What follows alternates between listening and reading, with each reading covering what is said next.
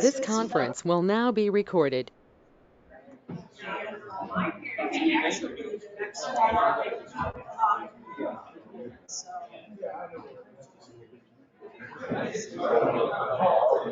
Right, that's so that was his offer, and then there's not some options.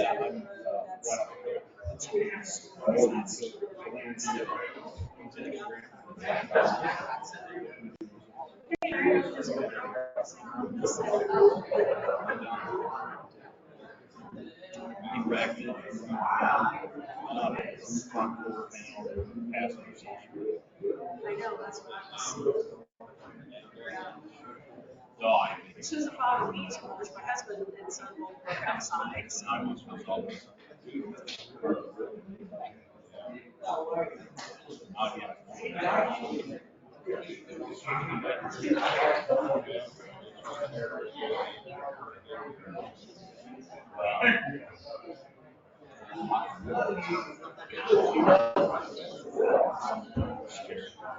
Yeah.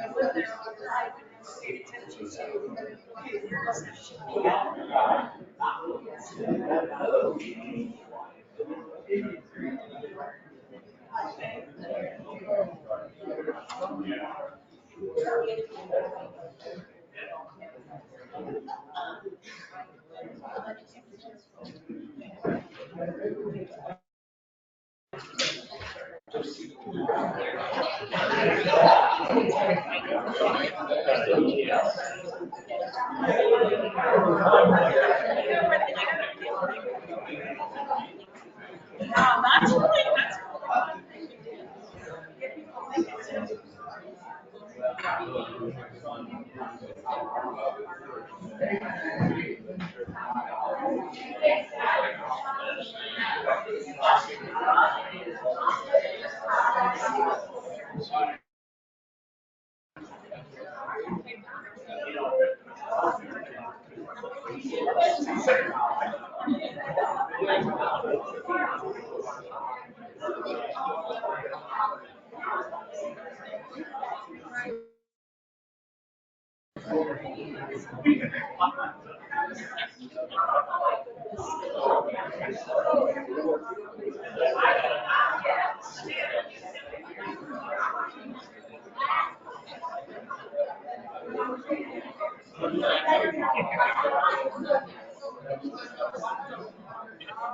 as you wipe it out.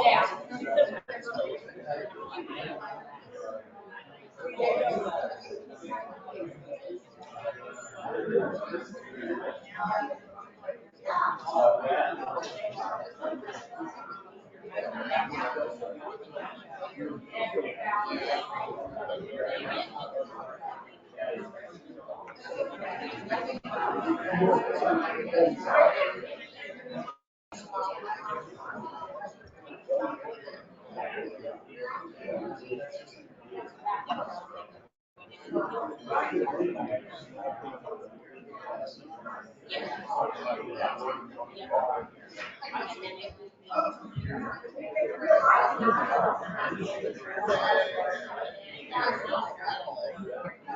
marshmallow.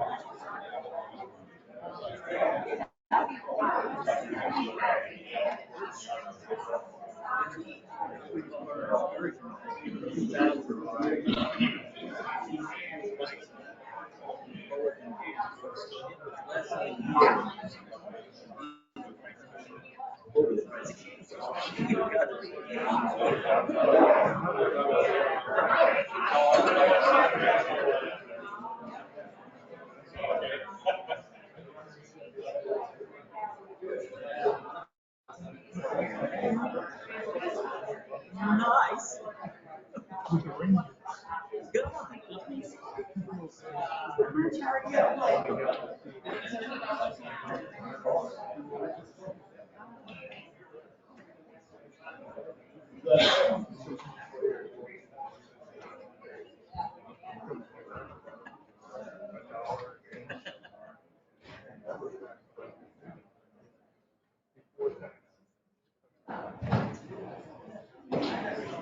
Oh,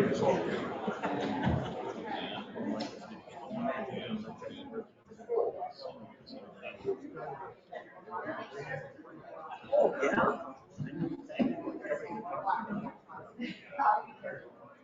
Oh, it's 302.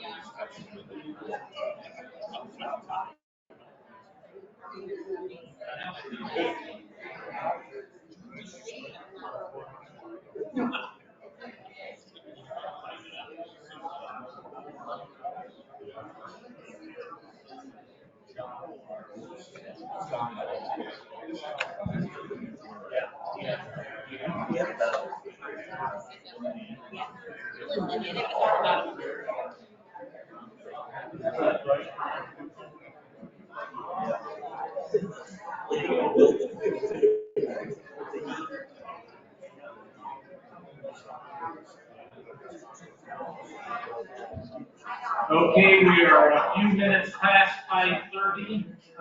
We've had some extra people sign in, and so we were trying to get our paperwork in order for tonight. We will reconvene following the recess from June 9th, where we recess at approximately 9:55 p.m. It would appear that we have a quorum.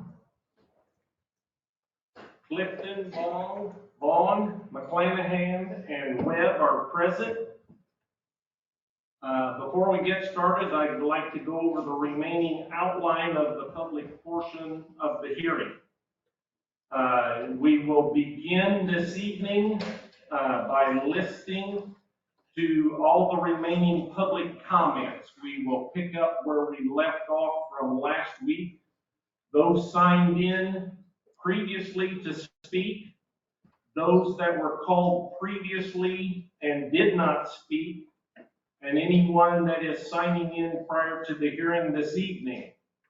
This is a 3 to 5 minutes of statements only, no questions of the petitioner. Once that public portion of comment period is done, the petitioner will be allowed 45 to 60 minutes of rebuttal. Then each objector or supporter will then be given a maximum of 45 minutes for closing statements. And then the petitioner will have 45 minutes for closing statements. At that time, the public portion of the hearing will be concluded. Okay, so we're going to pick back up where we left off last week. We're going to use the same procedure. We're going to call 5 people at a time come up, and I will swear or affirm you in at that time. And then you can give your presentation. When you step up to the microphone, you give your name and address, and then your comments. Okay. The first 5 Jeff Kaiser, Robin Nolting, Carl Schmidt-Gall, Kimberly Septrick, and Eve Zumal.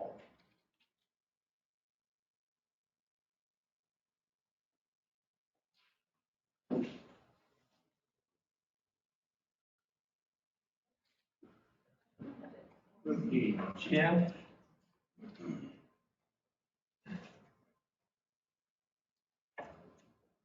Okay. And who's not here?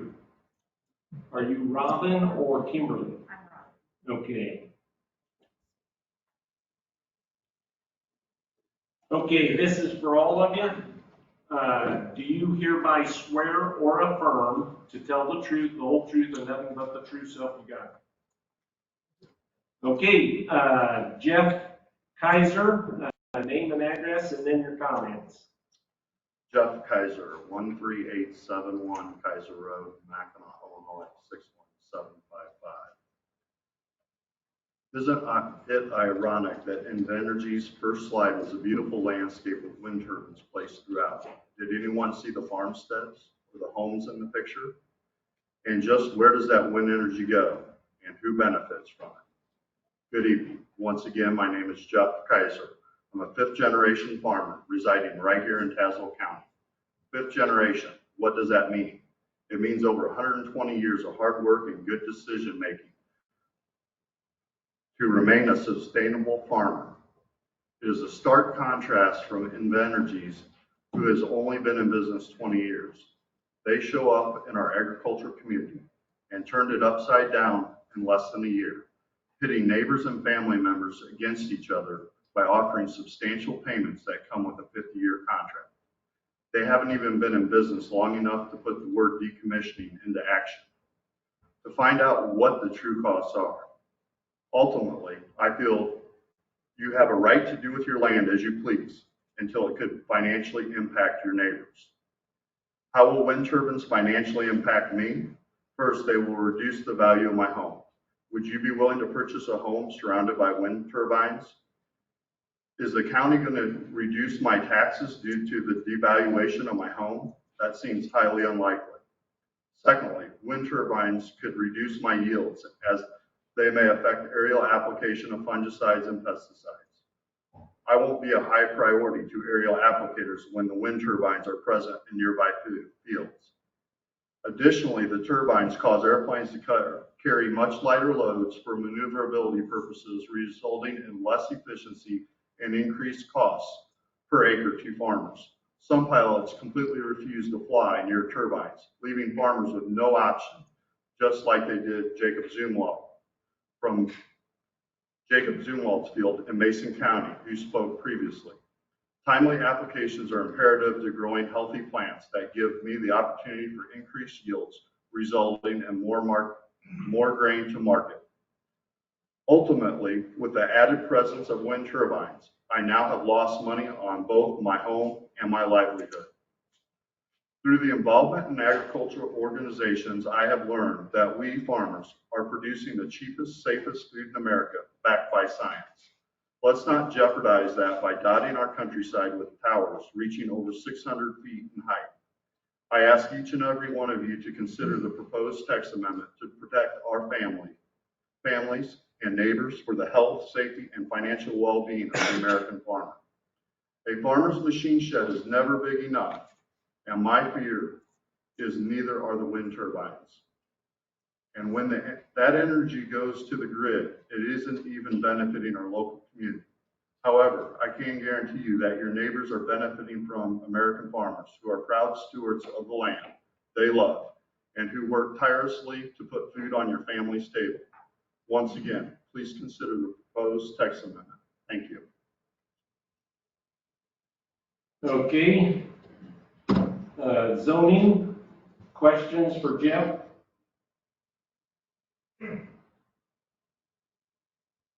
Land use? County board? Okay, thank you.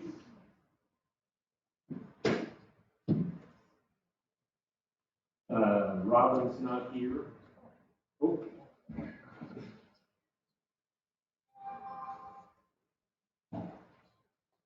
Okay, name and address.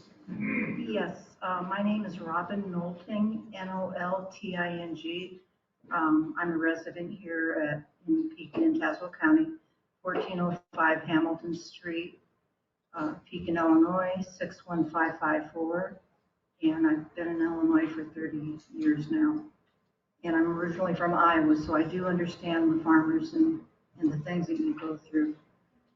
Maybe talk just a tad louder. Okay. A little closer to the microphone. Okay. There you go. Is that good? Yes, that's better. I need to take this home. Well, first, thank you for allowing me to speak tonight, and all of us.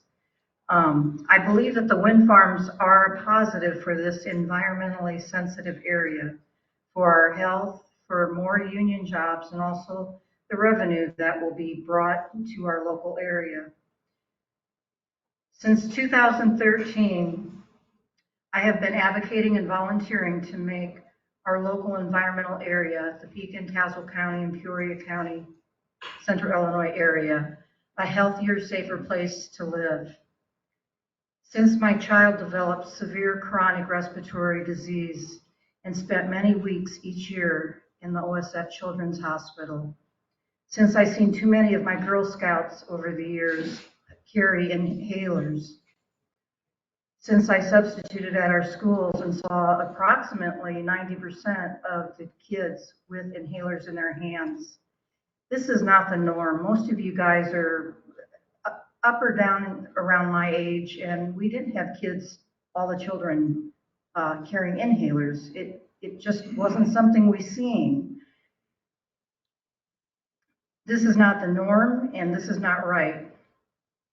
I began this fight with other concerned citizens and nonprofit organizations because our children, our grandchildren, our elders, our families, and our future generations do not deserve the environmental mess that we are leaving them. I too have developed severe respiratory disease, lung disease, Parkinson's disease, and cancer, as many in the Central Illinois area have. There have been too many who have had cancer and have passed at a young age. I believe that the wind farms are a much needed positive in this environmentally sensitive area. And I don't know if you're aware now, but the grid system right here, the Edwards plant, never has been the one that's given you your energy. And actually the coal came from Wyoming, so it didn't employ anybody. I think this is a big plus, and I do understand if I had farmland, I don't know if I'd want that in my backyard. I might be on the other side speaking with you, but we do need it. And I think with the ordinances and the changes, I think we can all work together on this. There's got to be a change. We're in a river bluff where the pollution and the particles coming from the coal plants are just tearing us apart. That's all I got, and thank you again for letting me speak. Okay, zoning questions? Yes. I'm pretty familiar with Edwards Power Distributor. Until 2002, I believe, Ameren was the way you start by coil. Until that point, it came from Illinois, some in Indiana, some in Colorado. It was local. Okay, other zoning members, questions? Land use?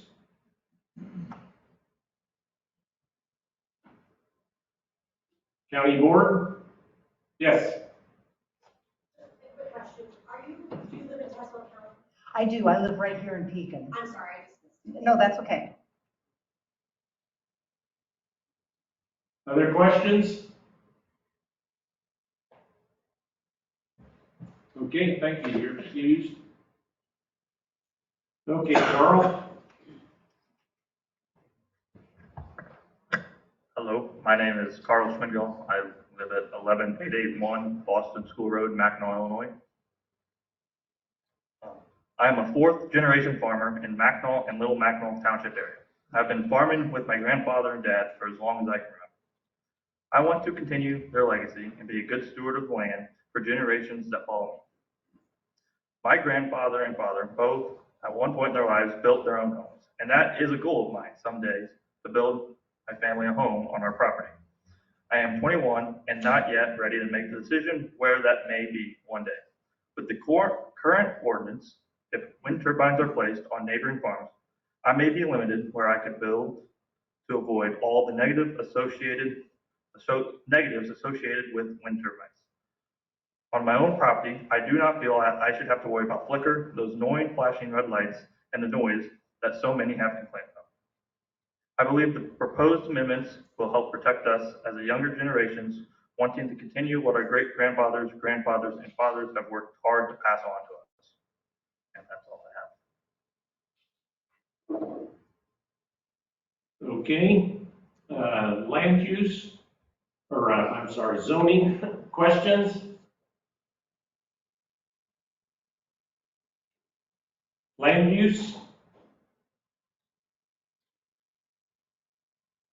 County board? Okay, thank you, you're excused. Okay, also in that group was supposed to be Kimberly Setrayik, Setraycic.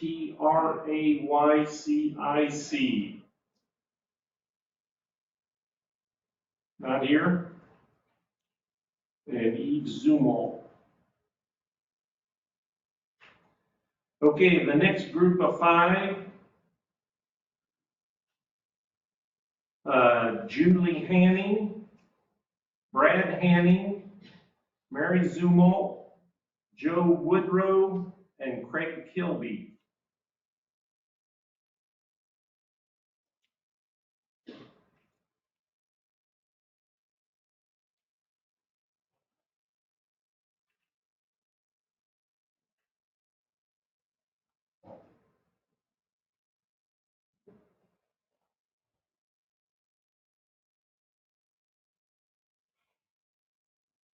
Okay, I assume Julie is not here. Mary Zumo, not here. Joe Woodrow. Okay, do you hereby swear or affirm to tell the truth, the whole truth, and nothing but the truth, so help you God? Okay, just like before, so I assume you're Brad Henning. Okay, you're up first, name and address, and then start your presentation. Hello, my name is Brad Hanning. I live at 15755 Gresham Road, Mackinac, Illinois. I'm a 5th generation farmer. I was a Caterpillar engineer for 12 years. Worked in electric power generation. Had a lot to do with what went on with the Cat gen sets, and wrote a lot of the service manuals for them. So I do understand electric power generation substantially. I'm more or less here to talk about the subsidies that we're getting out of these wind turbines. That you know, it's an issue that, you know, not many people address. It's an enormous amount of taxpayer dollars going into this. Now, you know, the growth has not really been fueled by consumer demand, but by billions of dollars worth of taxpayer money. And the subsidies make the U.S. energy infrastructure even more tenuous because artificially cheap prices push reliable producers out of the market. This includes the needed backup for generated electricity such as coal and natural gas when there's no wind or sun. While the backup plants are still needed, we're shutting them down. Well, you can't put the cart before the horse. I have not seen much data on how we're going to keep the grid going with just wind power. I've read through California's problems. I've read through what Australia's going in a self pretty much a self-inflicted calamity, seeing as their power prices have doubled. And Germany, Europe is in the same boat. Wind and solar, I've said Germany is suffering from the world's highest power prices right now. They're trying to figure out a way they can get out of it. So, you know, I think that we've got a lot of people that are, you know, proponents that are really good at playing with the numbers here. You know, the cost just isn't what you pay at the retail level for gas or power. It also includes the taxes you pay to subsidize the power. The Department of Energy reported in 2017 study that for every dollar of government subsidy per BTU unit of energy produced from fossil fuels, wind and solar get $10. That's anything but a money saver. Wind and solar are non-dispatchable, meaning their output can't be changed to match the demand. This is all compiled from a very educated person on the subject. He's a fellow economist at the Heritage Foundation, and that's where I got my information. The decommissioning, the contract that we have is so vague on decommissioning, it just doesn't explain. I mean, right now it's up to $532,000 to decommission a turbine. You know, what if this doesn't work and we're stuck with it? I'm just not willing to let a corporation come in that's not familiar with the area or not familiar with me and let them, you know, control my day-to-day operations on my own farm. That's risky business. And I think that many of us feel the same way. I can understand that, you know, a wind turbine is going to help certain individuals with paying their property taxes, but it's a vicious circle because it's the rest of the taxpayers that's going to pay for that wind turbine. So I haven't had a lot of questions answered. Can one wind turbine produce enough energy to just make any one component on another? No one's ever answered me that, but from what I've read, no. So when it comes to the manufacturing, the transportation, you're still relying on fossil fuels. The wind turbine, an average one holds 80 gallons of fossil fuel oil for lube in the gearbox. What happens to that oil once the oil's changed? I mean, what do you do with that? Is it refinable or re-refinable? What is it? No one's really answered me that question. What happens if the seal goes out on one of those gearboxes and that oil dumps all over down into the soil? Is that sustainable? I don't think so. There's just too many unanswered questions, and I can't in good mindset just turn my precious soil over to a company I have no idea what they represent or where they're going to be in the next 5 to 10 years. We need to wrap it up. That's it. That's all I have to say. Thank you. Thank you. Okay, zoning questions? Yes. I spent probably close to 40 years working in power generation. Okay, good. I've been to Kamoa Wind Farm in the south end of Hawaii, Hawaii. One in Commission 87. Okay. In the Palm Springs. Okay. In the early 80s, when we were just starting that, there's 2,700 of them right here in Palm Springs. Okay. I think if you talk about whether they're worth it or not, the state of California is the only state in the union that doesn't make power with coal. Right. So they did a lot of power from Nevada, base load power, and from Lake Mead. I mean, that's part of that deal. You really touched on so many bases. What do you think? How many thousands of gallons of oil do you think for a power plant? You're worried about the 80 gallons. Well, I'm not. I'm just saying that. Do you realize how inefficient coal power is? Yes. And how dirty it is? I do. You didn't. But I also realize that we don't have, it's not a good backup plan. It's not meant to be backup. It's it's been put load on the grid. Illinois, over 50% of Illinois power comes from nukes. Right.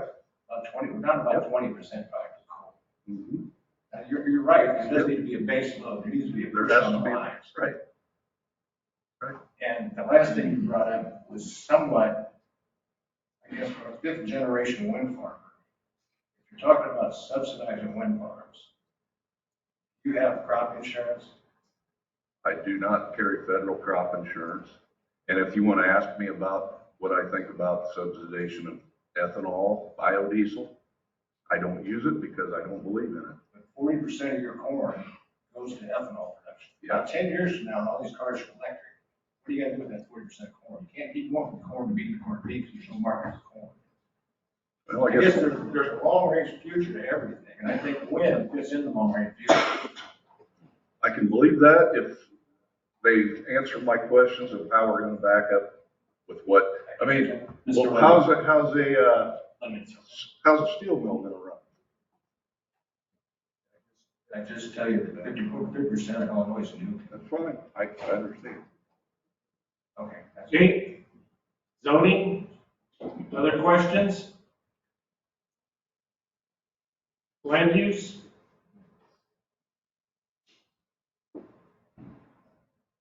County board? Okay, thank you, you're excused. Okay, I got to do Mary Zumalt, I don't think she's here. Joe Woodrow.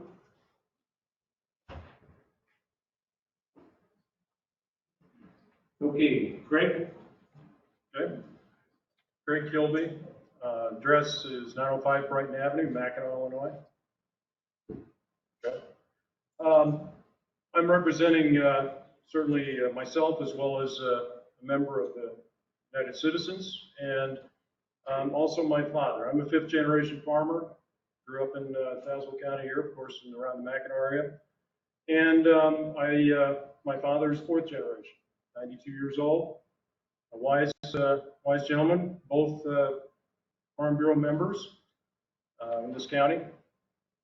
And in the beginning of this, when I was first approached by Invenergy, I entertained the thought and was interested possibly in this on my own farm, since I own land in this county as well as my father. And then our discussions together with my father and I, who were very close, we discussed a lot of things. We've probably become much closer over the last few years because we don't have to argue over things we do on the farm. So he's not a participant anymore. He's actually in the day-to-day. But I trust his opinion on a lot of things, especially things like this. We've had a lot of other projects that have been approached on us, I guess. One of them that happened many generations ago was a railroad that actually went through our property. Decommissioning that was left up to me. I wasn't a part of the decision making. It was many years earlier. A lot of promises were made at the time of that project and the benefits that they were going to be providing my family back in generations earlier. Never did those promises ever be realized. Okay, and I began this project and looking at and reviewing all the different aspects of it, looking at wind turbines. And we're not against wind energy or green energy in fact. However, that might be defined by every person differently, probably in this room. That's fine. I thought possibly too that the EPA, which is a government agency, might have been cleaning up our air. I thought we were actually probably the cleanest air we've ever had, at least in the last century, where we are today. So how we became looking at this, I mean, I wanted to involve, at least explore all the different aspects of it. And a group of people, and a few that are certainly sitting over here, we began talking and began providing some information to other area farmers and residents in that area where Invenergy was actually starting to write contracts. The more information that I found out and dug into, and the more others did and shared, the more concerns I had. One concern is certainly this is a 50-year contract. But I'm more concerned about, even if I don't participate, what involvement and what impact it'll have on my own land. It's 50 years from now. I've got the next generation, the sixth generation of my family is starting to farm, and we've lived in that area, but there's an ideal place to build a house, but we may not be interested, or my next generation may not be interested if we're gonna have wind turbines involved around our neighborhood on other land that we don't currently own. We talk about all the differences and 50 years, and we talk about all this green energy, but we don't know all the impacts of it. Today, the turbines that currently exist in the southern part of the county are 1/4 probably the size or less of what's going to be planned for this area that we're talking about today and the turbines in the future. Any project that you look at today or anywhere else in the state that's currently being constructed, those turbines are at least the height, nearly the height of the St. Louis Arch. Okay? That's not the landscape I want to see this county have. And there's, just like we talk about current coal-fired plants, what was missing in the ordinances back when they were first,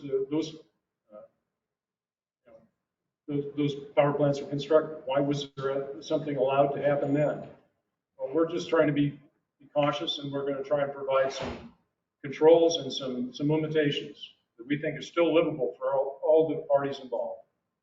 But there has to be some wise ordinance changes, I think, for this county in order for it to provide for the citizens that are going to be here long after we're gone. So I implore with ZBA to look at this carefully and to vote wisely. Okay, thank you. Zoning, questions? Okay, I've got one, and I think this has come up several times, but you keep referring to a 50-year contract. But as a code, we can't legislate what a business and a property owner agree upon. And so I interpret your comments as you're uncomfortable with a 50-year contract. I'm uncomfortable with the fact that if codes aren't changed and contracts are signed, you won't be able to change anything after that contract is signed and this is passed. So therefore, all the changes or any change that might be wished upon, or the wind turbine company will have a lot of authority to do things in the future. They might go to 700 or 800 feet. But isn't that the property owner's responsibility to negotiate that with the wind company along with council, et cetera? What I'm saying is we can't put that in a code. You can put setbacks relative to the height that would definitely limit that. Okay. Another thing that's kind of been on my mind, and I'm referring to the section of your proposal, because you had indicated you are a member of the United Citizens Group. We are members. I don't know if we are assigned members, Dwayne. We are all independent thinkers, and I don't represent anyone else other than myself as I stand here. But this has been put together on behalf of the United States. And so you're asking for $100,000 to be deposited with the county upon the application for a WECS project. And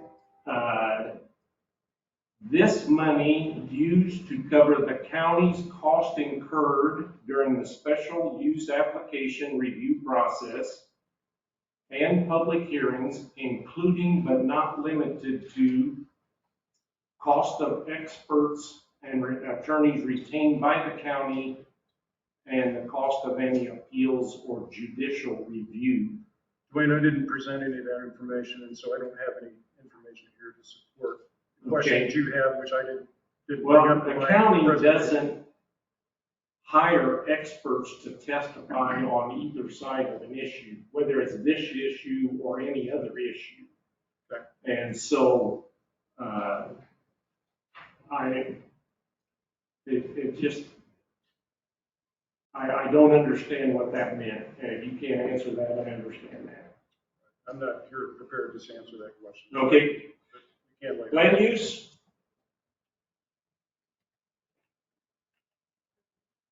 County board? Oh. Yes. I couldn't know.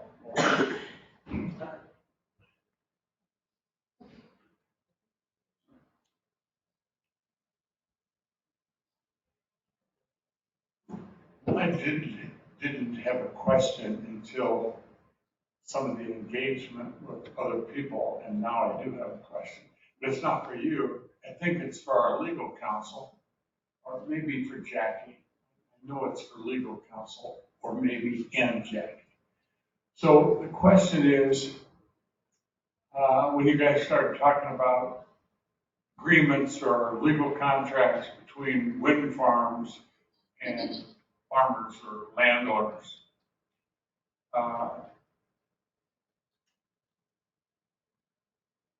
I have a theory, but I'd rather hear it from a guy who has a law degree, because I don't. And that is that I don't think that they, even though it's a binding contract, even because it's between two parties, I don't think that they have anything in there that is a violation of the Tazewell County zoning ordinance or wind farms saying that they have any kind of legal right, even though it's their contract, and Tazewell County is not a party to that contract. I don't think they can agree to terms that are in violation of the Tazewell County zoning ordinance or wind farm section. But I would ask council to comment rather than me. Thanks. I think that's correct, but I do think that if there is always the possibility of things being grandfathered in if it's approved, and that's what I took him to be saying. If the agreements were made and it was approved without the code being amended, then a later amendment would not necessarily address the issues with respect to that particular project. So, in layman's terms, Counselor, what you're saying, correct me if I'm wrong, this is actually a question. Well, I have a tendency to pose questions as statements, so it's a question to you.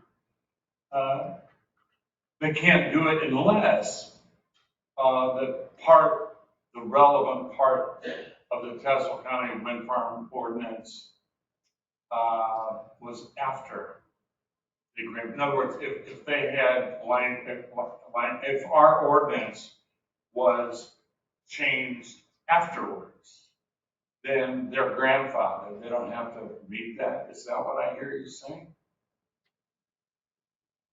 I'm trying to see who gets an exemption. Under what conditions are you granted an exemption from not following the Tazewell County wind ordinance? That's my question. Well, the government is prevented from taking property of residents or anybody else without just compensation. We're talking about an agreement between the wind farm and the property owner. If we're just talking, okay, yeah, obviously it depends on the stage of the project that you're in. But if you have a wind farm that's up and running and you were to pass something that made it impossible for that wind farm to operate, they would have a potential takings argument that your regulation has detracted from the value of their property to such an extent that it's an unconstitutional taking. So, and obviously there's kind of a spectrum of, okay, there's a contract, okay, construction started, okay, the wind farm is running, and as you move along that spectrum, the likelihood of overregulation being a taking increases. I shouldn't say overregulation, but I think I understand what you just said. So, but that causes me to have one more question. So, would you advise a ZBA or a county board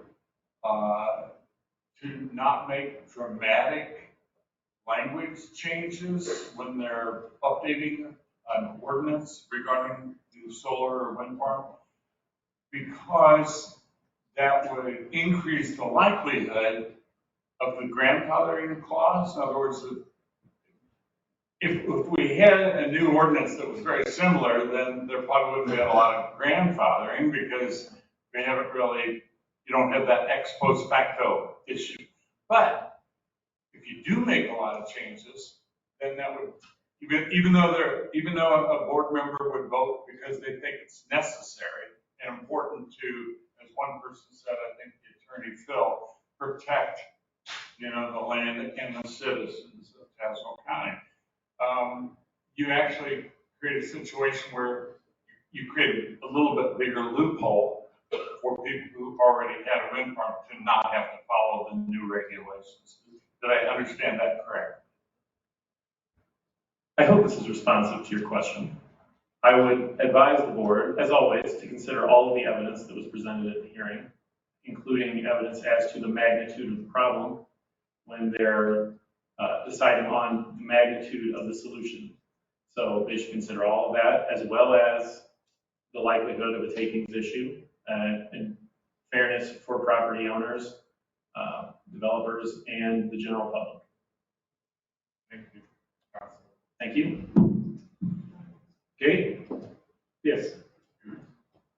Yeah, Craig, thanks for coming tonight. You've been very professional during this whole time. I appreciate you reaching out and trying to explain things to us and stuff. I think there is a universal agreement for an upgrade or code. I think nobody objects. Not a soul would object to that. In fact, I had 3 amendments. I heard you guys. I had 3 amendments ready to be voted on. They got tabled because your stuff kind of came through. I guess I was wondering,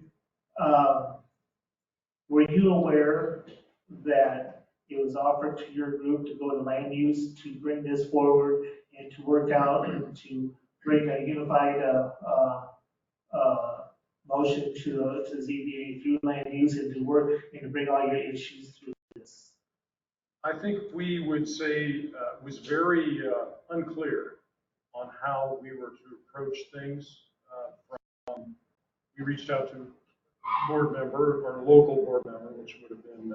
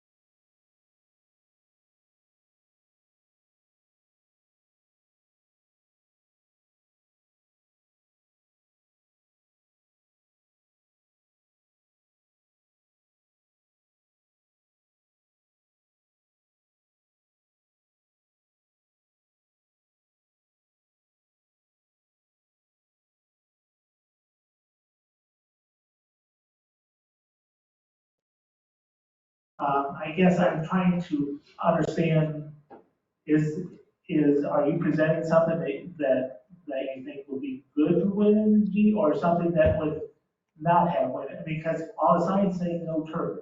I think that's one of the things that's really been, we've been mislabeled, obviously, by many of the people behind you that represent the companies, that we are solely against those. And we've been labeled that. Obviously, I saw some of the presentations a few days ago that were by a couple of these companies.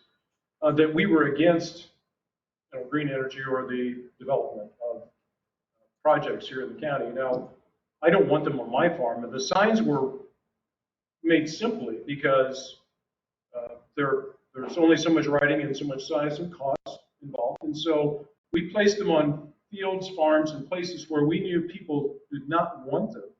The other thing was that there were some representatives from some of the companies that were misleading other landowners in the thought that there were interests by neighbors, as though we wouldn't be talking to them, which we did find out later were incorrect. They were sharing, things. And so in order to make sure that people were clearly understood who was kind of not for them, the signs were placed and allowed to be placed by those people on their property that would just indicate that they were not interested in it on their own property. So that was kind of the interpretation, and that's why those signs say no turbines, is because they weren't going to be acceptable there.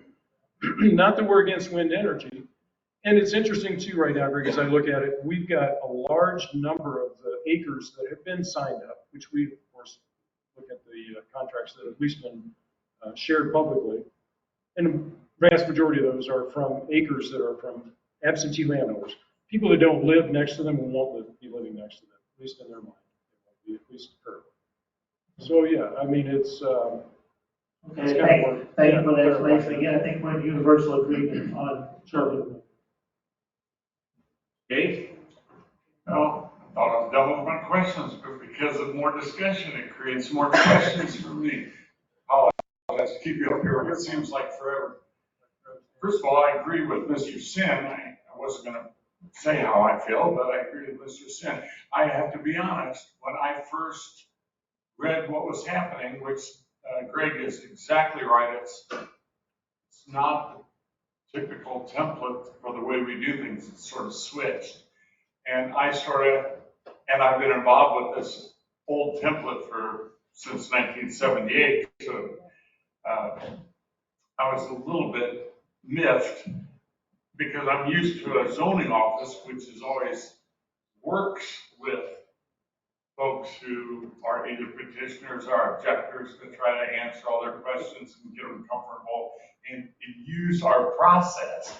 So I didn't know whether it was a gap with you guys or a gap with the office or a combination or a communication issue anyway. So I was on point. But then as these hearings have begun, and I think they've been run very well, Dwayne and Jackie, I have been very impressed with all the presenters on both sides of this issue in terms of and I've been asked by a lot of people outside of these meetings what I think about what's going on, just so you know, and I'm never shy, which everybody knows. And so I tell them what I think, and I think everybody has, to the extent possible, based on where they're coming from on this, has tried to do a good job in the realm of sort of collaboration, even if they have a dog in the fight, so to speak. So my compliments to everybody. And now I might have forgotten what my question was. So I'll just stop. Thank you, Dwayne. Nothing new there. Okay, land use, county board. Yes. I only have a comment, and I want to thank you, all your service to your fellow people and your community. I applaud all of you people because I agree with that one thing. You have been very respectful. Everybody has on both sides, and I appreciate that. Thank you. Yes, this is not the usual railroad track we follow, but we're gonna thank you again. Thank you, Dwayne. Thank you. Okay, you're excused.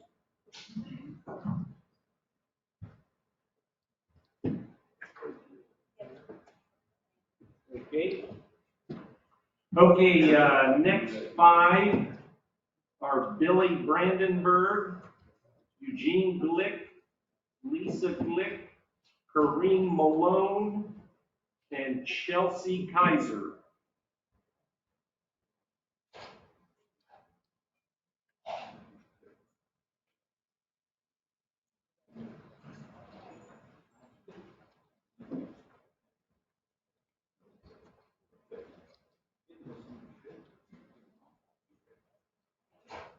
Okay, out of 5, we've got 3, so Billy, is that you? No, Billy is not here.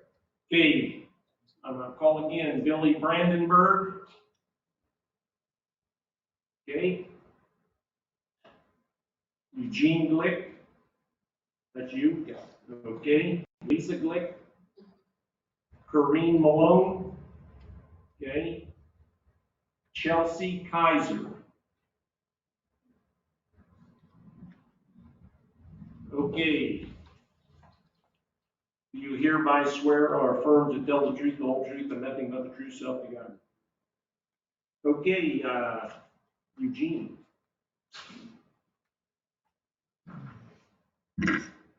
Eugene Glick, Glueck, P.O. Box 485, Mackinac, Illinois, 61755. Good evening. As part of the United Citizens of Tazewell County, I would like to clarify a few things. A comment was made last week that our group does not represent all the citizens of Tazewell County. While we cannot represent every single person in the county, we do represent a large majority. We have canvassed the county with information and in search of information from residents. As we did these meetings, we gathered over 750 signatures on a petition to support the text amendment that is before you by the public. This petition will be handed out to you later by Mr. Lutkehans in his closing comments. We have also been meeting with county board members, as Gregson alluded to, and everyone has told us we need to make some changes to our current ordinance. Please do not underestimate, discount, or discredit the work our organization has done, along with Mr. Lutkehans, to help our county and its residents come up with solutions for setbacks, noise, decommissioning, and other issues that we were told need to be addressed. No one else has proposed a viable alternative that we have seen to our text amendment. You heard the wind test companies testify under oath that they cannot possibly meet the setbacks or the shadow flicker rules. I assure you this is simply not true. It's actually very simple. The offending tower either needs to be sited far enough away from another property owner who is non-participating, or shut down during the hours which non-participating landowner is affected. If it is really only 30 hours per year as they presented, it is a very minor thing. Why should our county accept the term "it is impossible"? Why should the county be able to enforce mowing of your lawn, but not enforce creating a strobe effect on a neighbor's house? This is unacceptable. And as a side note, if any ZBA member wants a strobe light in one of their windows, I would provide one free of charge after the meeting. But we're not going to provide blinds.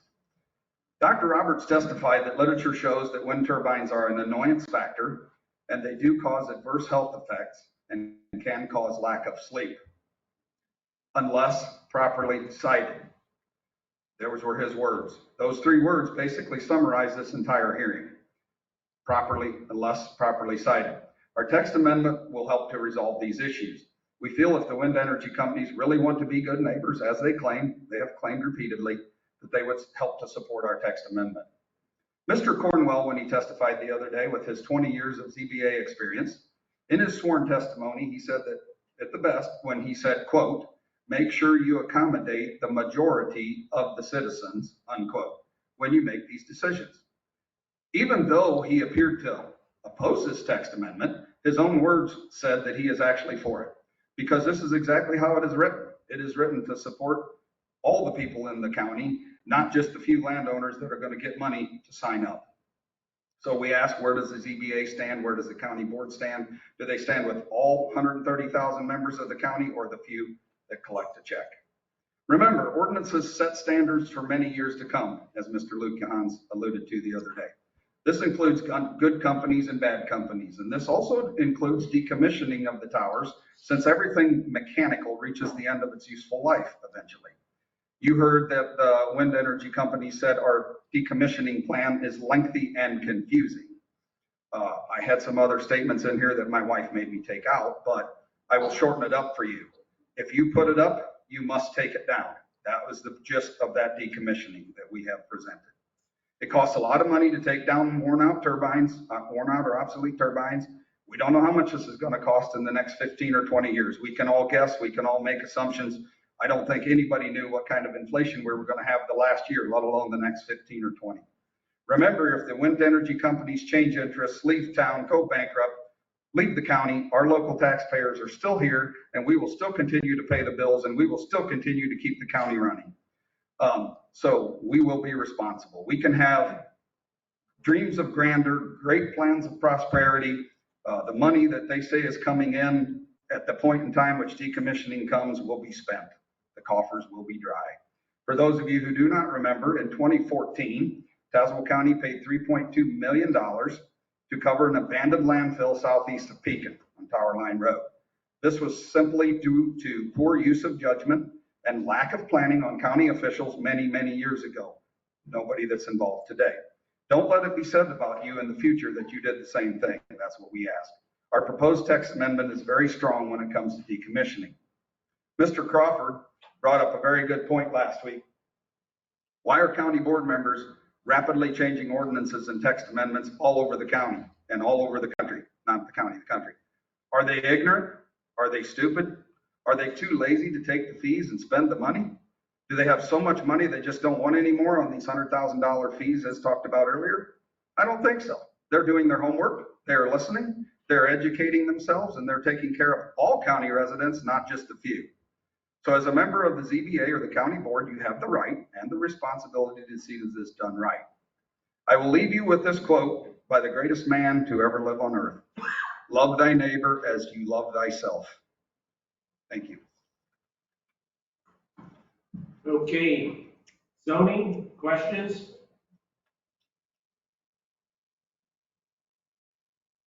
Land use? County board? Thank you, you're excused. Lisa? Lisa Glick, P.O. Box 485, Maxwell, Illinois 61775. I'm here as a rural resident who will be living within the solicited area of wind development that is currently occurring in Tazewell County. During last week's hearing, we heard of Energy and EDP make comments that they are unwilling to accept the new proposed ordinance. They also brought in a few others on their behalf to help convince the zoning board, land use, and the county board why we, the rural residents, should live within the shadow of a massive turbine 750 feet from our home. They tried to be convincing that the effects of living with a massive turbine in such close proximity to a home would not matter, but evidence and personal testimony of people that have lived this experience state otherwise. Would all of those on behalf of Invenergy and EDP be advocating so strongly against these setbacks if this was taking place in their own yard and if they were not paid to be here? We live on farms and have built homes in areas where these proposed turbine power plants will be. It is our right as tax-paying land and homeowners to have our property protected and to enjoy our property and homes without having to close blinds or be subjected to a constant irritating strobe effects of shadow flicker when working in our yards or fields. It is abhorrent for the energy companies to even suggest this or that we should be submitted to 30 hours a year of shadow flicker. As you heard last week, there is not a policy in place for complaints. So who will monitor this with the current ordinance? We should be able to use our property without being subjected to vibrations, infrasound, and constant noise produced by these enormous turbines. Our rural living is valued for its tranquility, attentiveness to nature, and the best views in Tazewell County. We should not be expected to live with these effects for the next 50 plus years, all in the name of money and objections against this new ordinance by Invenergy and EDP.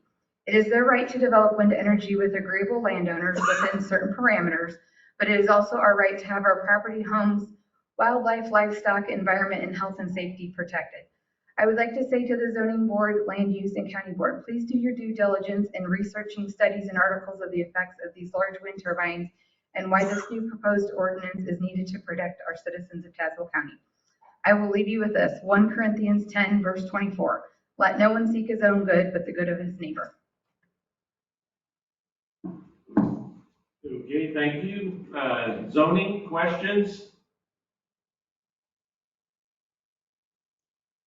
Land use?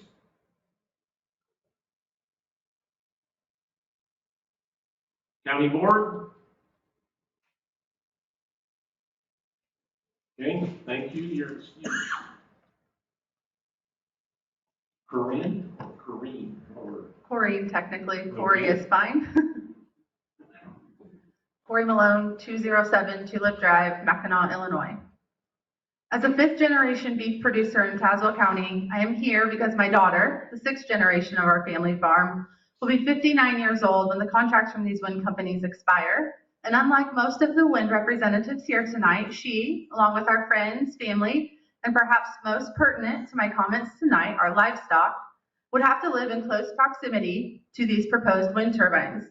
I currently teach the Animal Behavior and Welfare course in the Department of Agriculture at Illinois State University.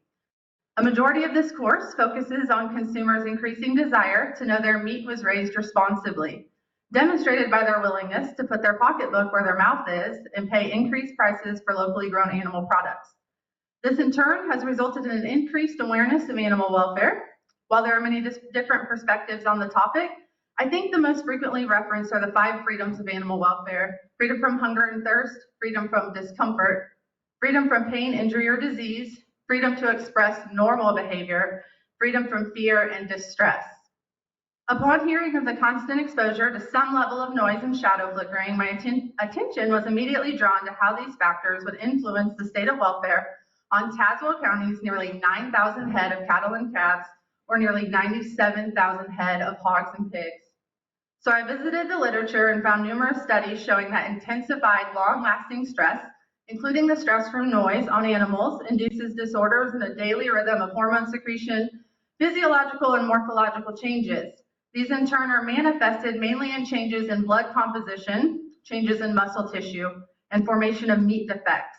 There are numerous studies showing repeated exposure to noise can result in a state of chronic stress and increased cortisol levels, both which have negative implications on animal productivity and welfare. I was immediately drawn to a study conducted in Poland on hogs of similar genetic makeup to those in the United States and raised in an enclosed structure similar to those most hogs are raised in the United States throughout their finishing period.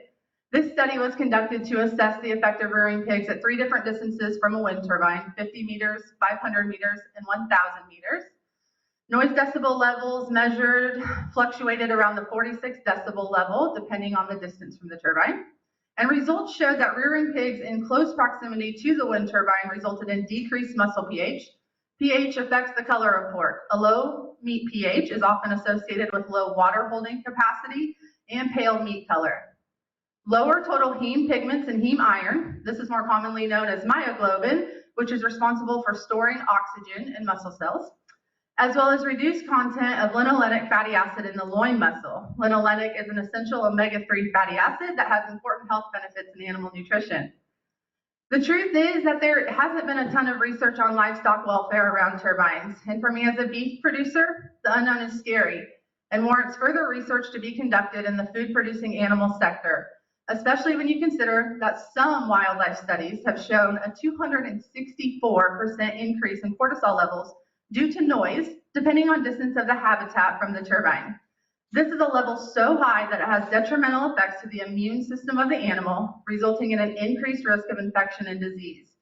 For me, what this means is that avoiding noise-induced stress is important not only for maintaining meat quality, but also improving animal welfare in both livestock and wildlife.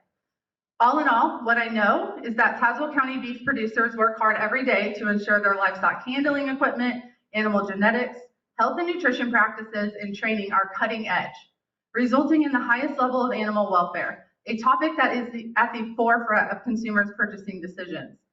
Livestock are more than a livelihood for us, they are a way of life. In addition, livestock producers have dedicated years to advancing meat quality, and that is why U.S. beef and pork is regarded as the safest, highest quality in the world. I've heard a lot about decreased property value over the past few meetings, and that got me to thinking, what about decreased product value from Tazewell County animal products if the ordinance is not updated and our livestock face some of the consequences because of this? Thank you. Okay, zoning questions? Yes. So you should see our beef operation, are they all grass fed? Our beef cattle are grass and grain fed. Finish them on grain? We do. So the other guys here that go grain.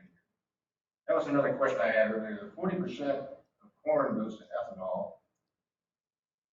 30 40% goes to grain feed, and like she said, a lot of people are going to grass fed, so I think these farmers need to start looking a little farther down the road. 10 years from now, you're gonna have ethanol production. So we actually do utilize a lot of byproduct feeds, things like gluten and those sorts of things in our products, in our feed. And then I think that you bring up a good point when we talk about animals out grazing in the pasture, shadow flickering, noise, those perhaps could have the biggest influence on those animals because they're subjected to quite a bit more of that than animals that are actually in a barn. That was gonna bring up another question. You brought up noise. Some of these studies you see, they say, okay, we got wind turbines and they make noise, and we got a problem with our livestock. So we automatically say it's wind turbines that does it. You can hear, it's not a good argument, but unless you see it, like some of the people say, unless you got a peer-reviewed study that checks every box. It's the same cows that live by a wind farm and live by an interstate. You know, I mean, I don't know what they're doing in Poland. Absolutely. So yeah, that was a research peer-reviewed journal article from their Griffilla database. So you can go in and look at it and get, they of course look at all side effects. And so their statistical work will then take that into effect and then tell us if it is significant or not. Well, the reason I bring that up is a lot of people read one article on the internet and they swear by it and they tell all their friends that pretty soon everybody believes it because everybody's talking about it. Absolutely. This one article wasn't necessarily true on the internet. So In the academic world, we do base a lot on peer-reviewed journal articles because those are the experts in our field. Thank you very much. Okay, zoning, questions? Land use?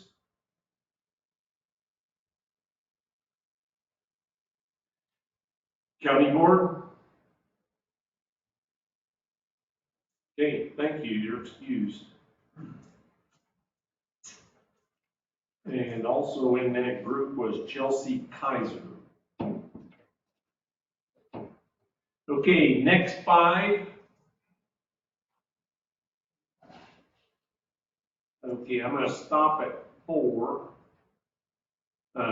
because then we're going to insert some that had signed up previously. Brad Long, Amber Towell, Lori Eckhart, and Kent Kleinschmidt.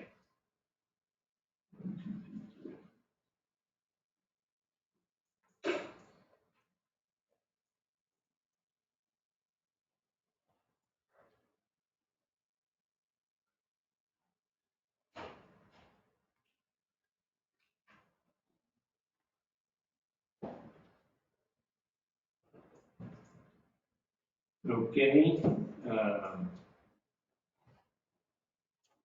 Do you hereby swear or affirm to tell the truth, the whole truth, and nothing but the truth, so help you God? Okay, Brad? Yes, my name is Brad Long, P.O. Box 485, Mackinac, Illinois. I'm a third-generation farmer and landowner in Tazewell County. My grandparents came from Germany and settled in Tazewell County to farm. They ended up here because this is the heartland of America. The majority of Tazewell County is zoned A1 agriculture use. There's a very good reason for that. Tazewell County has some of the richest and most fertile soil in the world. Although I'm not opposed to wind energy, this is not the best place to put industrial wind energy conversion systems, or WECs. Wind farms, as they are oftentimes referred to, are not farms. The Wikipedia definition of a farm is, quote, an area of land that is primarily devoted to agricultural processes with the primary objective of producing food and other crops. It is the basic facility in food production, end quote. Wind energy production on agricultural land is not farming. There's a reason we now have 3 WECs projects being proposed in our county. The current wind ordinance is not comprehensive and does not address many of the potential issues regarding WECs. With the current ordinance, each project could look completely different from the next because there are no specific guidelines for them to follow. That makes your job as zoning officials extremely difficult when trying to determine special use issues. Most all the WEC's issues have already been addressed in this hearing, so I'll not go into those details. The proposed text amendment provides a consistent set of rules that need to be followed by each WEX project. The Zoning Board of Appeals will have a definitive set of rules to determine eligibility of WEX projects. Everyone will know up front what they're dealing with and what is in compliance and what is not. That was about all I was going to say this evening, that is, until I listened to the testimony of objectors. Their testimony compelled me to include some additional comments. It was suggested in their testimony that they would offer good neighbor money to certain residents that have to endure sound flicker and the unsightliness of wind turbines. It was also suggested those residents could use that money to buy a set of drapes so they wouldn't have to look at turbines and their flicker. My question to ZBA is, why should I have to close my house, live in the dark at sunrise and sunset, or any other time of the night due to WEX being close to me? Let's be honest, one of the reasons we, the farmers and rural residents of Tazewell County, live and work where we do is to enjoy the natural beauty of our area, and that includes having our windows open and shades up in the morning and evening. One objector stated that the turbines may be an annoyance, but they do not cause any medical condition. That wasn't the doctor that Eugene was referring to. This was the other doctor, and I'm sorry I don't recall his name. I understand annoyance may not be defined as a medical condition, but let me ask you, why should any resident have to live with sound or flicker annoyances on a daily basis on their own property and in their own home? Those annoyances may not be defined as a medical condition, but I can see how they could certainly cause a mental condition. As a general observation, all the WEX employees, experts, and even landowners who signed a WEX contract are being paid to fight the proposed text amendments. The people they work for have extremely deep pockets. The opposite of that is the petitioner of this text amendment, UCTC, and the supporters of UCTC. These people are all volunteers with the exception of Phil, our attorney. Phil's here to help us help you make this a better ordinance.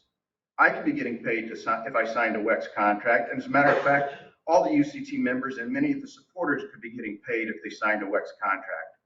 But instead, we are spending our time and our money to address what is right for Tazewell County, and what is right is getting these text amendments put in place. It was also said in an objector's testimony that we are just a concentrated group of people that don't want the wind turbines in our backyard. We did start out as a small group because the turbines are being proposed in our neighborhoods, and we do indeed have concerns as to how they will affect our lives. We now have hundreds, if not thousands, of people across the county supporting us for good reason. They now realize these turbines are going to keep coming, and they will eventually be in their backyard, with possibly little to no restrictions under the current ordinance. Our text amendment addresses those issues and still allows for the development of wind energy. In conclusion, and as previously mentioned, the Tazewell County Board motto, as shown in the official Tazewell County yearbook, is keeping the people first in all decisions. I think that's a great motto to stand by, keeping the people first in all decisions. This proposed text amendment does keep people first and protects the rights of all Tazewell County citizens and landowners. And by the way, I am a Farm Bureau member, a lifetime Farm Bureau member, as well as my mother and my father. That's all. Okay. Zoning, questions?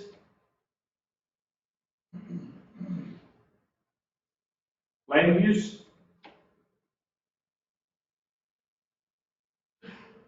County board? Yes.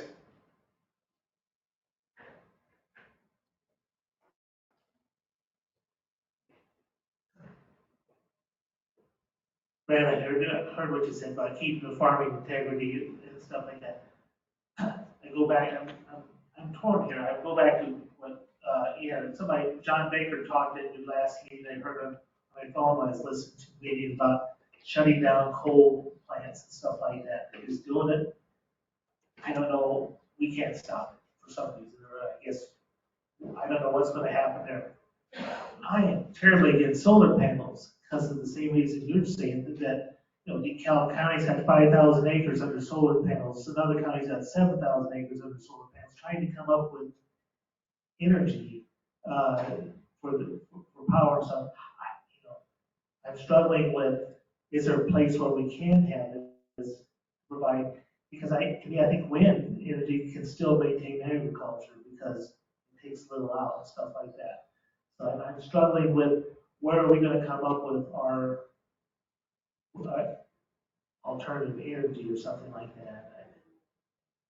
Well, we have very productive soils at Tazewell County, and I'm not against wind energy, but maybe it doesn't belong in our county because we have such. What about solar? Are you get solar? I don't like taking away acres for solar. In those large hundreds of acres, I don't agree with that. I agree with solar in put it on my shed, provide energy for my facility or for my place, you know. Each individual has a right to do so, and I think that's where that belongs in solar. And you get the other thing, open your windows and stuff like that to be able to enjoy it outside and stuff like that out in the country. We got gravel pits, we've got livestock farms that maybe not as nice as my place is kind of smelly. I raise poultry and stuff like that. And those hogs and those, you know, sometimes you can't open your windows and stuff like that. So I mean, it's kind of where the area is in order to do some of these things, I guess. That's farming, Greg. And that we live in the country and we know we can accept those things. This is not farming. And you know, gravel pits, we can accept gravel pits. You know, we got landfills, we got all kinds of different things that probably you don't want to be, but we need to have some of these things around. Are there ordinances for those? I'm sorry, I'm not supposed to ask questions. I'm sorry. And that may not help, but all I'm just trying to say is the rule, some of these things that happen someplace, and I don't know where. I guess we're all trying to put them in the right places, and I think that's what we agree on and stuff like that. But I'm trying to keep the farming open just like you are. So. Okay.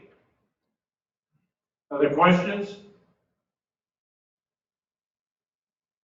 Thank you, you're excused. Okay, Amber? My name is Amber Toll, P.O. Box 485, Mackinac, Illinois, 61755. I'm a rural resident and landowner in Tazewell County, and I'd like to share with you why I support the proposed amendments to our wind ordinance. I'm the fourth generation on my family farm. As farmers, we care for the land. We take pride in how we raise our crops and animals, and we strive to be the best stewards of the land as we can be. It's our job to work hard and keep the land and soil healthy. Central Illinois has some of the best topsoil in the world.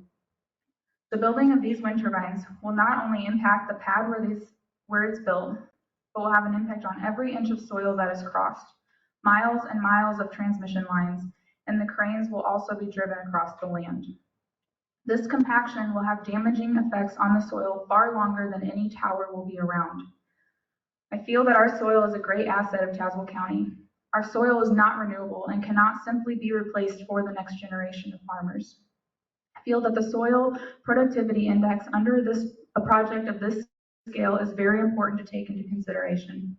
The top 7 to 13 inches of the ground is called the topsoil. This is where the dark, rich organic matter is. I've heard and read way too many stories about how developers made promises that unfortunately were not upheld in the coming years. I read about how semis and skid steers and cranes are working on soil that's too wet. This not only destroys the soil structure, but it also the ecosystem of that soil. Soil is a living, breathing organism, and once you rip it up, it will never be the same. Because of the risk of this destruction, we must have guidelines in place to protect Tazewell County's resources. I'm not saying this is going to happen here, but if it's not in writing, we cannot trust that the proper care will occur. And this goes for any aspect of the ordinance, not just caring for our farmland. An ordinance is written to protect the future. This does not mean turbines can't be built, but there is a better way to go about it. In our efforts to improve the environment, we must also conserve the ecosystem. Our county's comprehensive plan said it best. One method of accommodating new development while protecting agricultural uses is preserving prime farmland and agricultural uses. The review of a special use permit must include an assessment of whether 75% of the proposed site contains soils with a productivity index of less than 125. Soils of this nature are not considered prime farmland. This assessment is a valuable practice that should be continued into the future. We're not here to debate whether wind energy is green or not. As farmers, we do support a healthy environment. We're asking that we take care of the citizens that are going to live in the footprint of this project and protect the land that will forever be impacted. We also are not here to debate if the proposed project that these companies have been talking about are fiscally beneficial to the county. We are here to address the known interferences with wind energy. When a landowner signs the contract, they are being paid for a number of things, including an exclusive easement for electromagnetic, audio, flicker, visual, view, light, noise, vibration, air turbulence, wake, electrical, radio interference, shadow, or other effects attributable to wind turbines or other wind power activities. We have proposed what we feel are safe and appropriate guidelines for people who are going to live among them, because these effects reach further than the landowner that signed up. We especially want to protect the non-participating land and homeowners. Our people, our soil, as stated in the comprehensive plan for the county, our livestock, our peaceful, quiet countryside of rural life, as stated on the Tazewell County website, is worth being protected. There is nowhere in the proposed ordinance that states wind energy is prohibited in Tazewell County. Personally, I feel these companies are attempting to intimidate the county board when they say that their project will end if we pass these guidelines. It's hard to avoid the fact that most of the people arguing for less guidelines of wind turbines won't be living near them, raising their children next to them, or trying to raise crops and livestock in the middle of them. We are here sharing our concerns and our feelings because we care. We care about our family, about our neighbors. We care about the comfort and safety of our homes. And we don't want decisions that we make to improve the lives of some to destroy the lives of others. Mark 8:36 reminds us that for what will it profit a man if he gains the whole world and loses his own soul? Please protect the safety and well-being of all citizens of Tazewell County.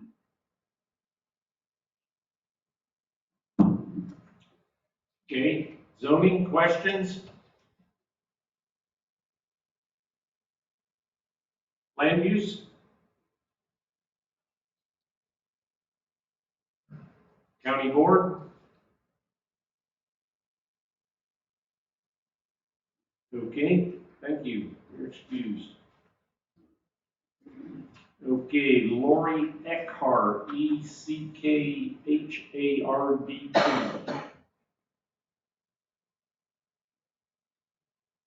Okay, Ken?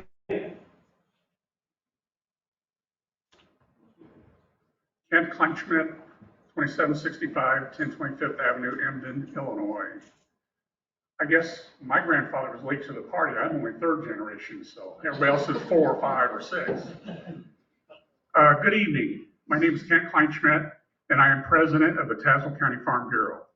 On behalf of the 7,900 members and 1,125 being farmer members, I'm here to share our organization's thoughts on the proposed ordinance. We are in opposition of the proposal from the United Citizens of Tazewell County because the proposal does not align with the Illinois Farm Bureau policy on wind energy development and approved by our grassroots farmer members. Among the many concerns we have with the proposed ordinance, here are 3 I'd like to point out. Number 1, many of the provisions included are so restrictive they would not allow for reasonable development as supported by our policy. Number 2, the proposed ordinance also does not address some of the important protections for the productive capabilities of farmland impacted by wind energy. Projects like this requiring a drainage plan to be developed or requiring compliance with the agricultural impact mitigation agreement developers are required to sign by state law. Number 3, the proposed decommissioning standards create significant concerns because they would place landowners at a financial risk to decommission the wind farm if the county does not ensure there are sufficient financial protections in place. The Tazewell County Farm Bureau does believe the existing wind energy ordinance could be updated. We support a moratorium through the end of 2022 to allow the Zoning Board of Appeals and the County Board to review the existing ordinance and complete appropriate updates. The Farm Bureau stands ready to provide input to ensure a new wind energy ordinance that will provide protections for farmland and allow for reasonable wind energy development in Tazewell County. I would also like to thank the state on behalf of the entire board of directors. We appreciate the opportunity to come on, comment on zoning cases on a monthly basis. We don't always make comments, but we appreciate the opportunity to do so. Thank you for your time and consideration.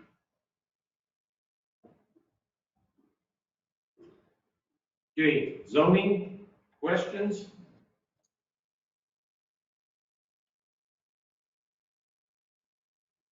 Land use? Yes.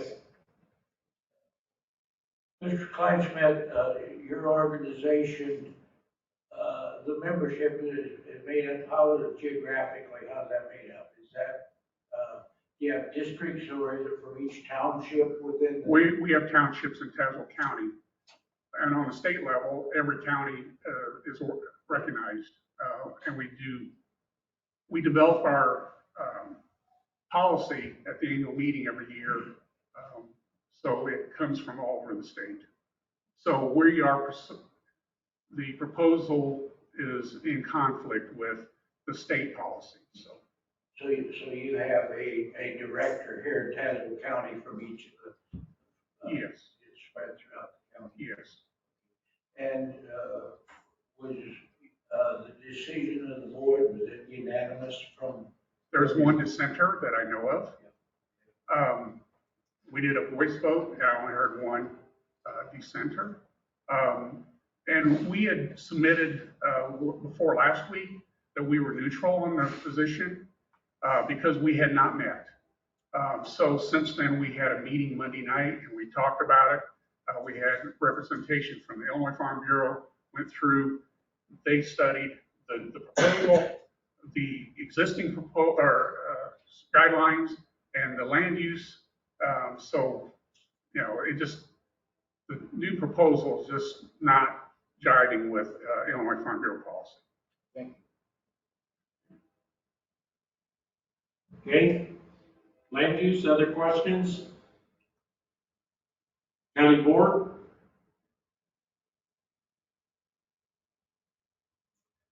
Okay, thank you. Okay, we've got a couple of people here that have signed in last week that when called upon did not respond, and so we're going to give them another opportunity to respond, and they have 3 to 5 minutes like everyone else. And then we've got another list of people that have signed in recently, and we will continue after that. Mark Allen or Larry Litweiler.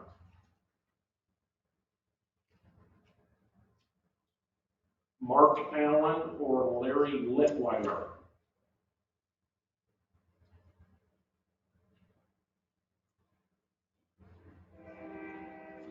Okay.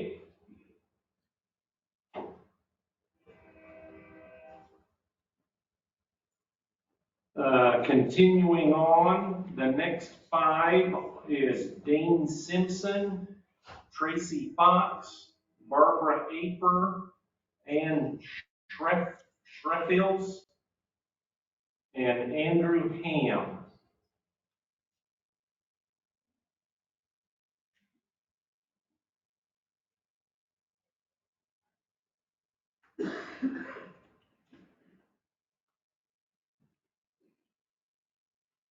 Okay, and your name, please? Tracy Fox. Okay. So Dane Simpson, Barbara Aper, and Shreffields, Schreifiels,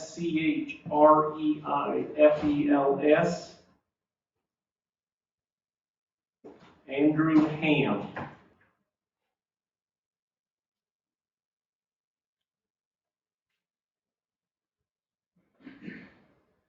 Okay, Tracy, do you hereby swear or affirm to tell the truth, the whole truth, and nothing but the truth, self you got? I do. Okay, name and address, please. My name is Tracy, Tracy, Fox, Fox, and I am at 15215 North Ivy Lake Road in Peoria County. Chillicothe, but I live in rural unincorporated property. I'm here today as a clean energy supporter and member of the Central Illinois Healthy Community Alliance, which is a tri-county group that's been working on energy issues for about 10 years. We were one of the citizens groups that were part of the lawsuit against the Edwards coal plant that found 1,500 plus air pollution violations that were never caught by the EPA, and ultimately led to a settlement that was community directed and brought back $8.6 million for clean energy development and job retraining. So I've spent a lot of time and effort advocating strictly as a volunteer, don't own any clean energy projects, don't want to own any clean energy projects. I'm just someone who's concerned about climate change, concerned about future generations, and wanting to make a difference in my community. The opponents here have made a lot of asks. They're asking for a soil standards that government maps showed you would exclude the majority of your county. They're asking for a blade height limitation, which would ensure that current technology never comes to Tazewell County. They're asking for setbacks that would render existing wind projects illegal if they weren't grandfathered in, and it would effectively give any neighbor a veto over what his neighbors are doing. I think those are challenging things to move ahead with. I'm also concerned that the noise limitations and the zero flicker requirements do effectively stop wind. Technology doesn't exist to do those, and I believe the opponents are aware of that. And it is an anti-wind campaign. But at the end of the day, the case for any of these restrictions really wasn't made. The attorney who's seeking this zoning rewrite on the citizens group's behalf, he spent a great deal of time pointing to testimony he'd given in other places, and he gave a rushed and difficult to comprehend summary of a bunch of studies, and it all added up to nothing. He provided incorrect and incomplete information on things like ANSI standards and what the laws were in Germany. He represented health experts who were actually audiologists and an engineer, repeatedly referring to them as medical doctors. And based on the manner of presentation, there was no way for anyone on zoning, anyone on land use, or anyone on county board to ask any questions of these experts because they weren't present.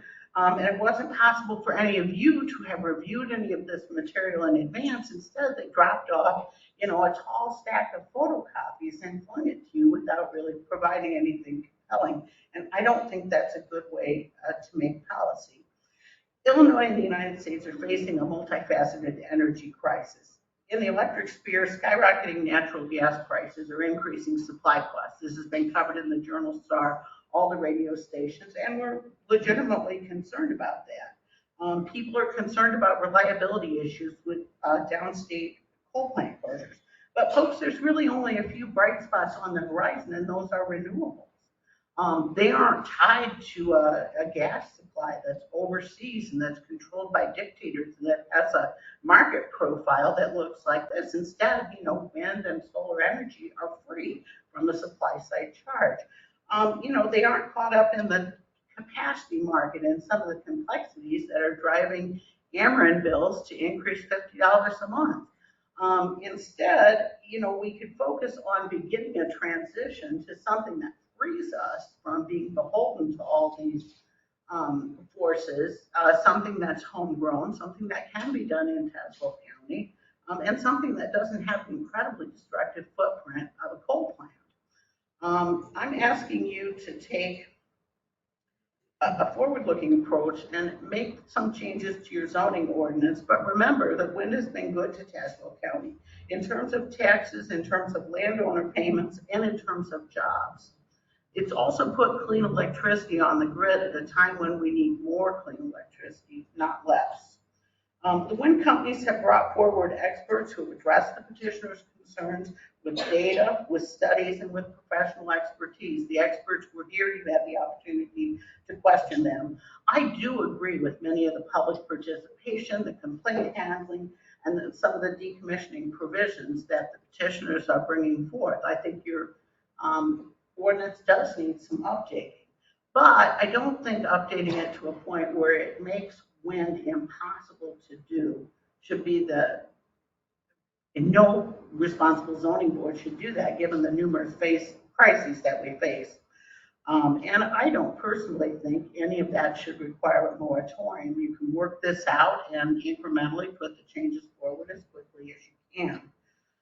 To me, you have more than enough information to uphold the key provisions of your zoning ordinance and continue bringing the benefits of wind to Tazewell County and the state.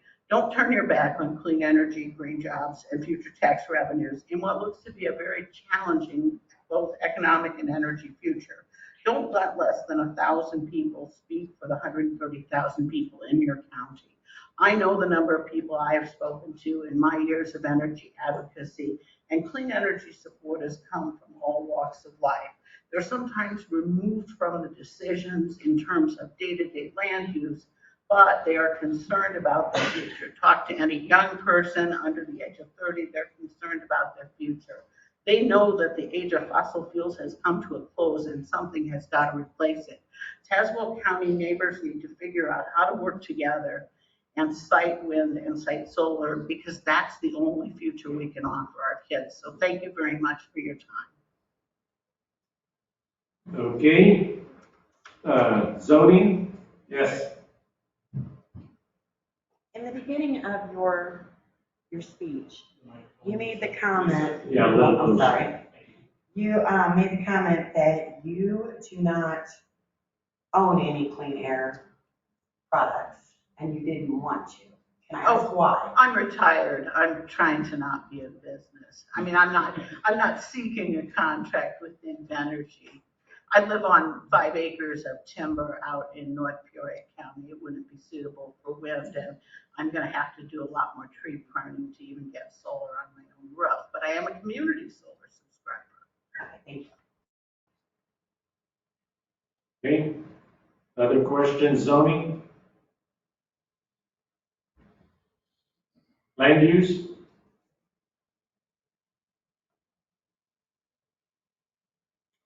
County board? Okay, thank you. All right, thanks. You're excused. Okay, we've got some more people who have signed in, and it looks like there's 1, 2, 3, 4, 5. This is the last 5 that we have. Count them and make sure you got 5. Okay, this is the last 5. Rick Fox, Diane Hahn, Diane Jorgensen, yeah, I think that's right, Jorgensen, Mark Bear, and Tim Bear.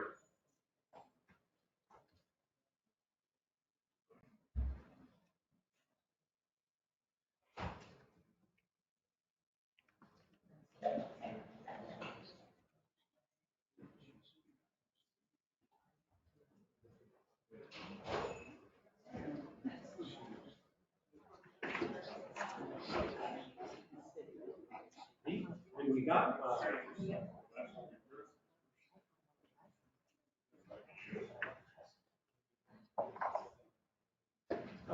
yes, there's extra seats there, so if you want to sit while you're waiting. Prior to this, we didn't have a whole group of others, so, okay.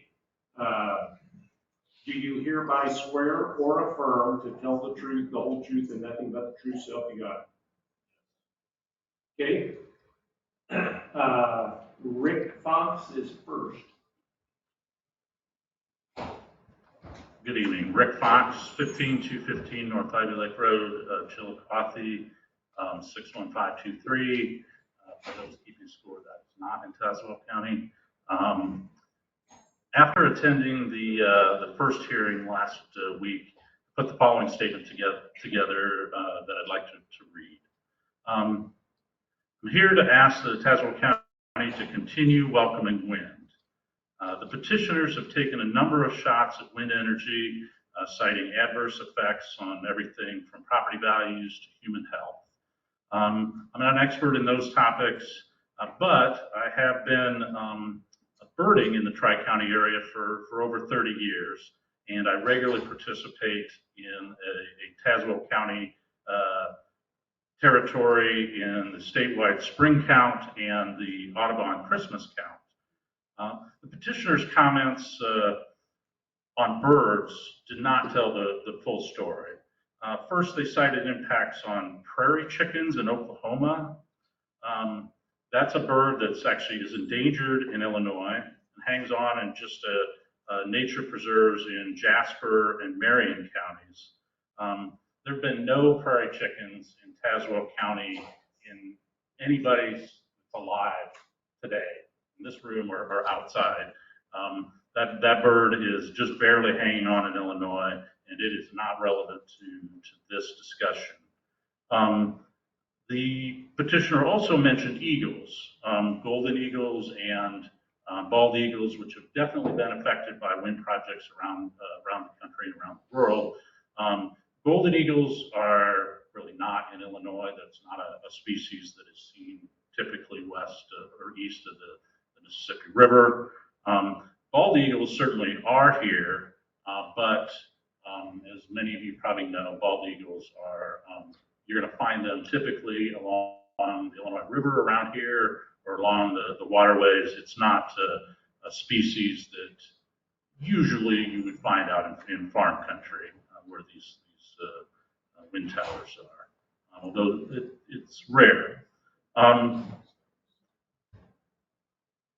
The third topic is the numbers that were presented as far were out of context.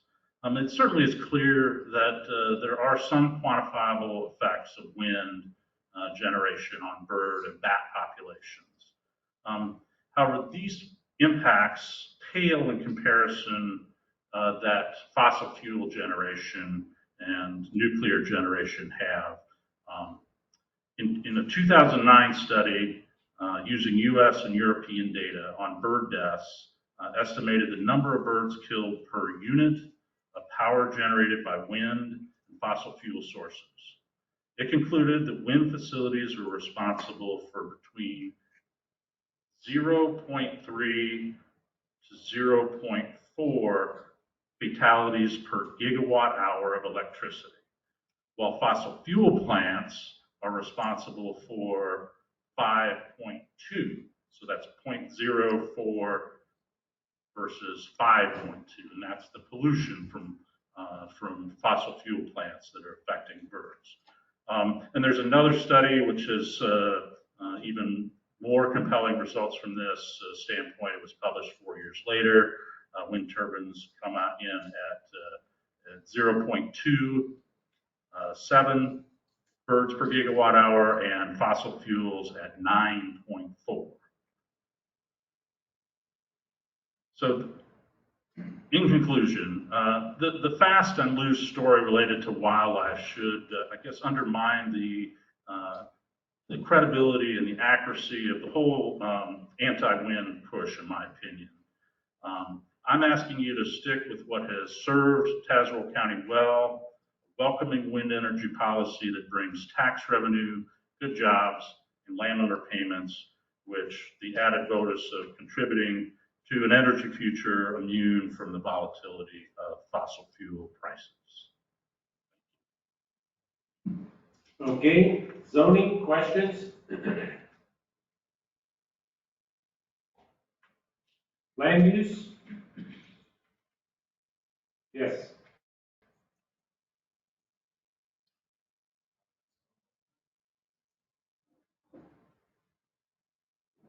First of all, a disclaimer, I've known this guy and worked with this guy for, I don't know, 40 years. And he's one of the most conscientious and honest and committed to the environment people I've worked with. And it's been a pleasure, Greg. And your statement is excellent, but I have a little bit of question, just a question. You know, and my question is, well, all the time I've ever worked with you, you never are a far left or far right. You always try to figure out a way to make it work, which I always appreciate. So my question is, I got your statement, so you're supportive of wind energy, so am I. Do you, and I don't know, if you don't have to answer this, but I would like you to answer. I am interested in your answer if you do. Do you agree that the current wind ordinance that we all, that participated in making it, patted ourselves on the back? The ZBA thought it was one of the best. We benchmarked, we shared it with other counties. And at the time we did it, it was. Some things have changed a little bit. So do you agree that it needs modification, that it needs some changes? Yeah, I definitely think that, anything that's 10 years old, any policy that's out there, needs to be, looked at on a regular basis and updated. And there are, as technology changes, as we learn more about the things, there's always opportunity to improve. So I definitely think there's some of those things, but I would say, I'm certainly not a wind zoning code expert, but from what I know and have followed from this, I think you're good enough for now. I think it's stuff at the edges that needs to be looked at, and I don't think there's a need for Thank you. I expected you to say that. I got one more question, Mr. Chairman, for the presenter. I worked with you so long, I know your commitment to data rather than emotion, which is another thing I really respect about you. I try to do the same thing. It's harder in politics, but anyway. So my question is,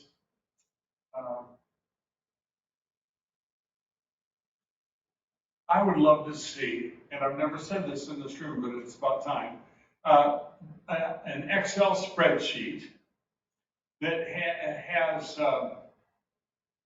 all the factors down one side, like noise and lighting and all the things a lot of the witnesses and farm people brought. And then across the horizontal or the other axis, I'd like to see, and so this would be filled with cells so you could put data in. And I'd like to see, like, what is the current Tazewell County wind ordinance? So you'd be putting exactly the data that exists today. Then you'd be putting out what the, for example, what the, I don't know what you call them, petitioners or objectors, the folks who are the agricultural community this year, what their recommendations are. And then you have another one where you put the benchmarking, where we've gone to what we typically do in zoning, Jackie, where we go out to counties like size in the state of Illinois, and we put down what they're doing. And we basically get as much data as we can, and then we analyze that data. And so I know you well enough to know that if there was data that was presented by somebody who was, I don't want to even say for or against, but you know what I mean, that was so extreme that it would cause the wind farm to stop. And I don't mean they say it would stop, I mean it really would stop, because I think there's a gap between maybe what the message is. All right. So would you be interested in looking at that kind of data? And I know that's not your job, but and do you think that we, as policymakers, whether you're the ZBA or a land use or county board member, should review that data, maybe even discuss that data, and make some common sense decisions on where we go? Thanks. Yeah, I'm not going to commit to Chillicothe is a long ways from vegan to come to work on that, but I will say I do think that a well-reasoned scientific approach to policymaking and using good data, bringing good, clean data into the decision process is going to help in every step of the way. do it. Other questions from land use? Board members? County board? Thank you. You're excused. Okay, Diane? My name is Diane Hahn. I reside in Tazewell County. My home is at 2707 Wilson in Tremont, and I have a business in Mackinac. And before I get into my comments, there's a couple things I just heard that I'd like to address. We do have a dashboard, Russ, available that was put together by the citizens group that shows what is currently proposed, what is current in Tazewell County, what is proposed, and I believe that was provided at the last meeting in the quote pile of papers I heard someone refer to that the group bought. I was not able to come to the last meeting. But there's dashboards, I'm guessing it was, but it shows, what that shows is comparison for our current Tazewell proposed changes and also what is being done in Ford, McLean, Christian, DeKalb, and Livingston counties. So it shows what is being done in other areas, what's been acceptable. Ford County, for instance, I just read an article today in March of 2022, they installed their first wind turbine. And so that program's going forward for sure in Ford County. It's in the Ford County Chronicle if you'd like to read it. But anyway, so that is some available thing that we do have the citizens group, Amber and other people put together. But again, I want to, and then I need to tell the Eagle that I drive by on an almost weekly basis that lives in Mud Creek and the Mackinac River, he's in the wrong place, because I definitely have an eagle going over my car several times a week. So good to know he's in the wrong area. But anyway, I want to come out with, you know, we are not against green energy, and I'm not against green energy just as a citizen. I've lived in California. I lived in California in the 80s or 90s, and I know there was a comment made about the gigantic wind farms. That is in between on Highway 10 in Palm Springs, thousands of acres of desert, not an animal, not a farm, not a human being. The only thing I used to go out there and do was fish at this little fish spring farm. It was wonderful, a trout farm. Very different area, very different situation than our county. I'm in support of the changes to the current amendment, the current information that the officials have. And I would guess that when you did it 10 years ago, it probably was state of the art. It was probably quite up to date. This energy, as many things with energy, has grown and changed over the years. And just once, this was the Department of Energy website today, the sizes of these wind projects have changed 284% from 1998 to 99. That's the Federal Energy Commission.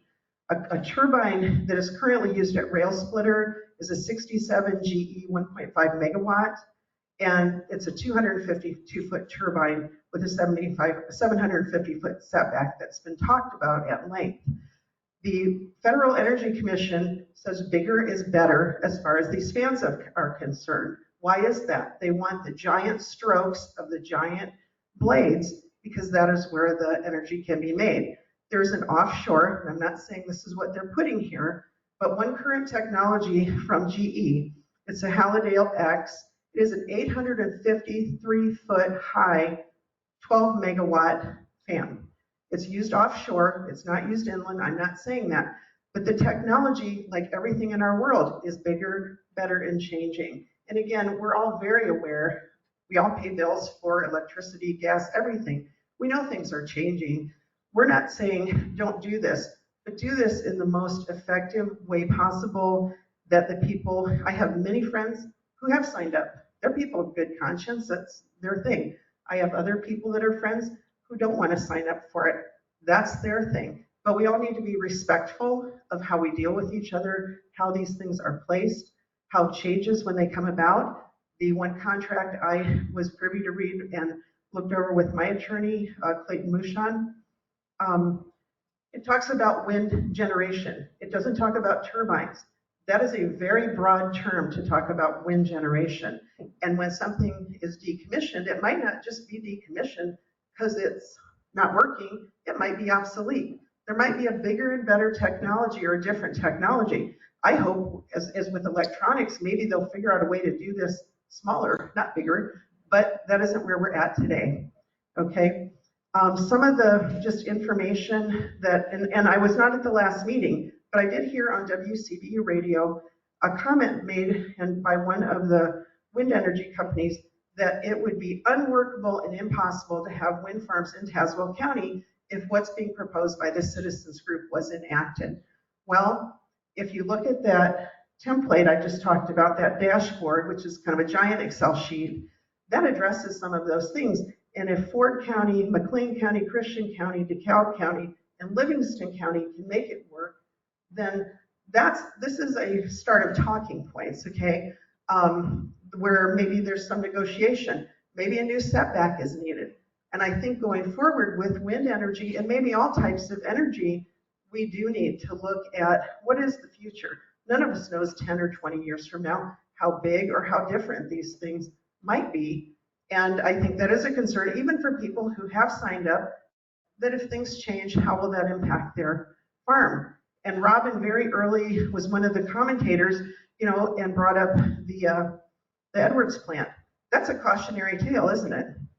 Nobody was thinking maybe that's a problem when those coal plants were put in, but $8.6 million in lawsuits later, we're trying to fix that.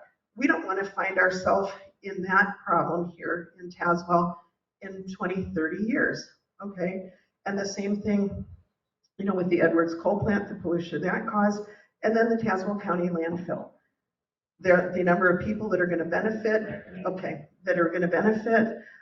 we do need to have mitigation in place and decommissioning funds in place so the 130,000 residents, and I live here and I pay taxes and I have a business, don't get hung with the bill to decommission 52 fans that we were not benefiting from the land payments and the things. So some of these things need to be looked at. That's what we're asking for, and we hope that we'll some of the things will be addressed and looked at so that we can safely and sanely move forward with whatever energy we need in the future in our county for our citizens. Thank you. Okay, zoning questions?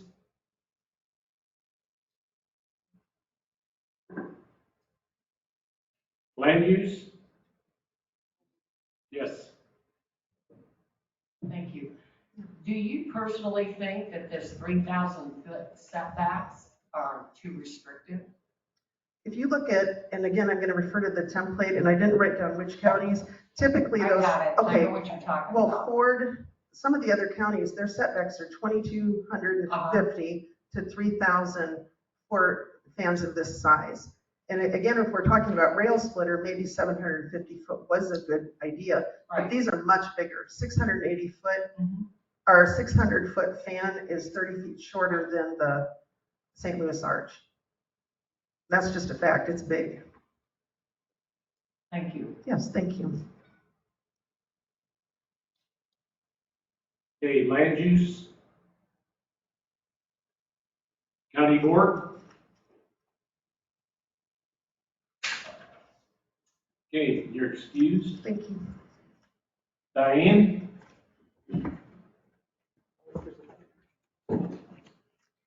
Hello, my name is Diane Jorgensen. You got that right. I live at 212 Sunnybrook Drive in East Peoria, 61611. I am a retired school teacher of about 25 years in Tazewell County at a couple of schools. I'm an elected board member and treasurer of Heart of Illinois Group Sierra Club.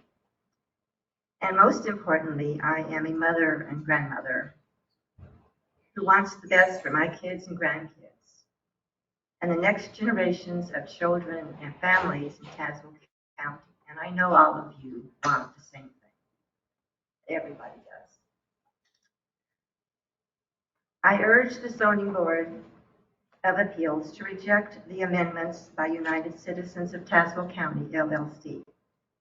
I see what is being requested as an attempt to halt further wind energy development in our county. The proposed ordinance by the LLC group will stand in the way of economic opportunity. The ordinance denies those who want to have the benefits of a wind turbine the chance to utilize their property for wind. The proposed ordinance is in essence a taking of the income that others might want or need from wind development. It is also taking away economic opportunity and jobs for our county's benefit.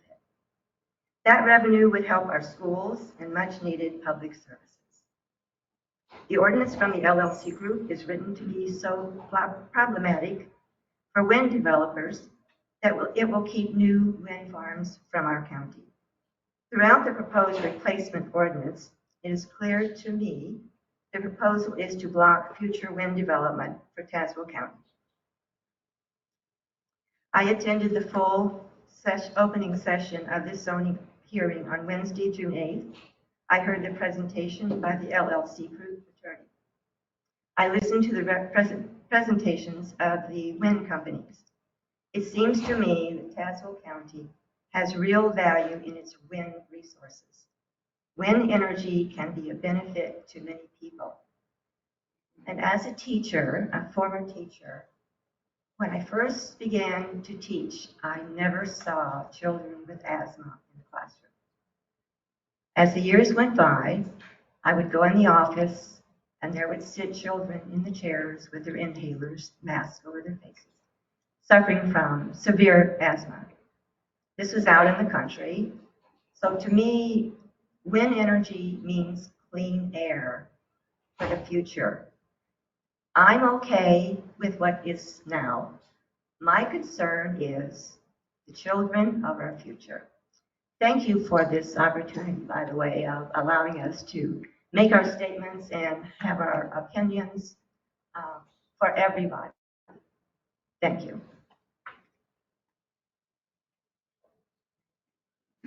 Okay, zoning questions? Yes. So as we sit here and listen to everybody talk, I have a question. You said you live in East Peoria. It seems to me that wind turbines are put along high ground to catch the available wind. So if you had a company that came in and wanted to put 1, 2, 20, doesn't make any difference number, along the bluff there in East Peoria, would you still support it? I don't know where that would be. East Peoria is pretty, where do you mean out by ICC perhaps? It doesn't make a difference where it goes. If somewhere along that high bluff, maybe back by ICC, but anywhere they could find available space where they could meet the setbacks that they're in the current Tazewell County zoning, would you be okay with that? I would. As a matter of fact, well, okay. Another comment? As a matter of fact, my husband and I very much encourage clean air, clean energy.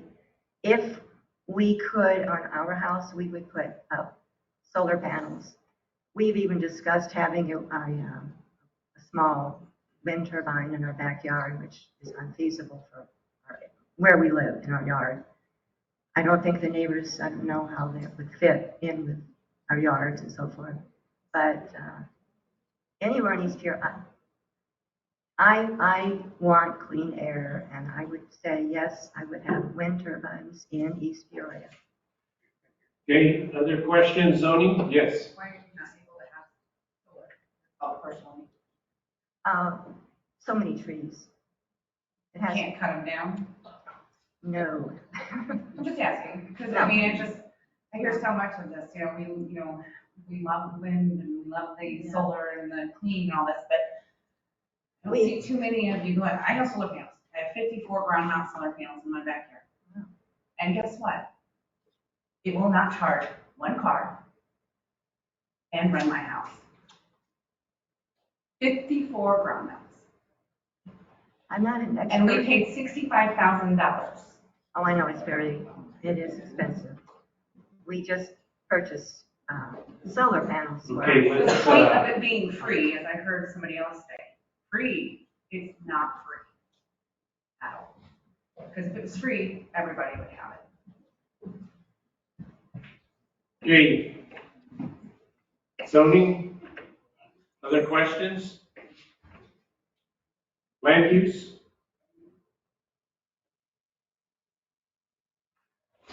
Yes. Thanks for your commitment to educating our young people. It was a pleasure almost every day. County board?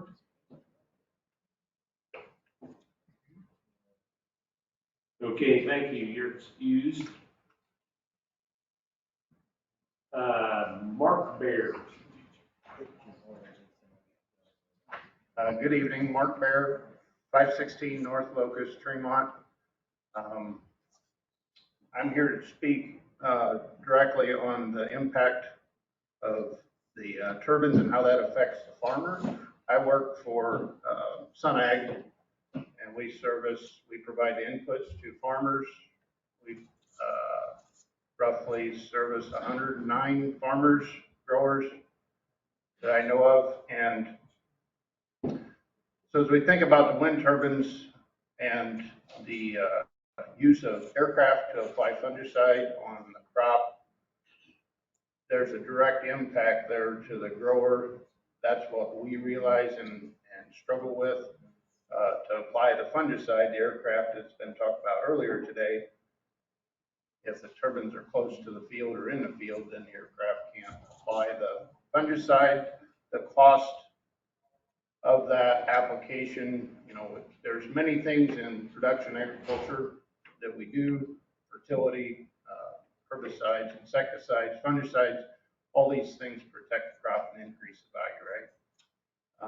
The fungicides, typically on a normal year, you're going to see anywhere from as low as 10, 15 bushel to as high as 50 bushel response to applying that. They're protecting the plant, protecting the health of that plant.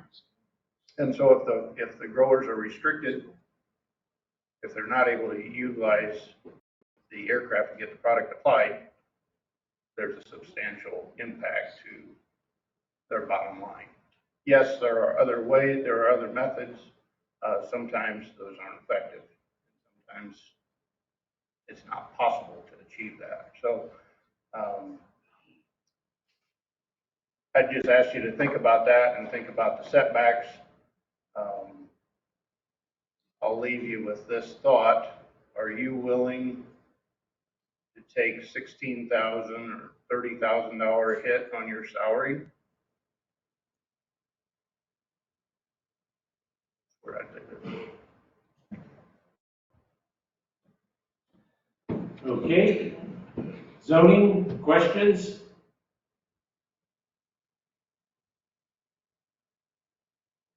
Land use? County board? Oh, I'm sorry. Go ahead. Thank you. Mr. Bear, are you aware of, I used to travel all over the state for the Department of Agriculture, and I seen where there was areas where there were wind turbines where they used helicopters and and that way they could aerial apply liquid. That is an alternative, is it not? Yeah, yes, it is, and it comes at a higher price. Okay, land use?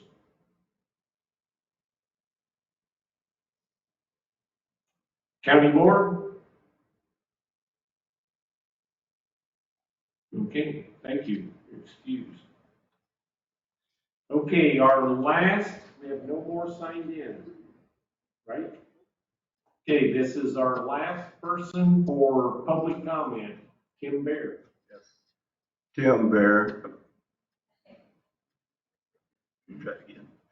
Tim Bear, 23785 Augustine Lane, Tremont, Illinois, 61568. And that's my nephew that just spoke, very proud of him. Just a little bit closer. Okay, sorry. This is an add-on I was asked to add, and I will add it to the start. This is not my main speech, but I was asked to suggest that maybe it'd be useful for the county board members to go out and visit a wind turbine and maybe have a picnic, spend a few hours and be in the area. Just personally experience it. It might be useful to understand some of the issues. Yeah. And so and I think there would be value in that. There's people can describe it, but there's nothing like living. And then let's consider if you were in fact living in that area, that you're not just visiting, you're going to be living. So I think there would be value to that. Okay. I wish to begin by quoting Abraham Lincoln. A short quote. 77 years ago, our fathers brought forth on this continent a new nation conceived in liberty and dedicated to the proposition that all men are created equal. Now we are engaged in a great struggle testing whether that nation or any nation so conceived and so dedicated can long endure. End quote. In my mind, tonight is a continuation of the great struggle that Abraham Lincoln referred to. A struggle today defined by new ideas, controversies, and other issues of the day. Thankfully, the struggle today is concerning the best path before us, where we are able to assemble peacefully to debate how best to balance everyone's interests in the issue at hand, the issue of a proper balance of both proponents of WEX systems and opponents of WEX systems. I feel it is possible to fairly consider everyone's interests in this issue, which is actually what is being contested, both the rights of WEX proponents to have wind turbines on their property and the rights of WEX opponents to be left in peace and quiet on their property. The proper balance here referred to is contained in the United Citizens of Tazewell County's updated wind ordinance, where much thought and many hours were given to the struggle to be fair to all concerned. Thank you in advance to our Tazewell County board members who give of their time to debate this issue and will come to a fair decision for all involved. That's all. Okay, thank you. Zoning, questions? Land use? County board? Thank you, you're excused. Okay, that concludes the public comment period. And so we will take a break. And when we return, the petitioner will have 45 to 60 minutes for rebuttal. Okay, break time.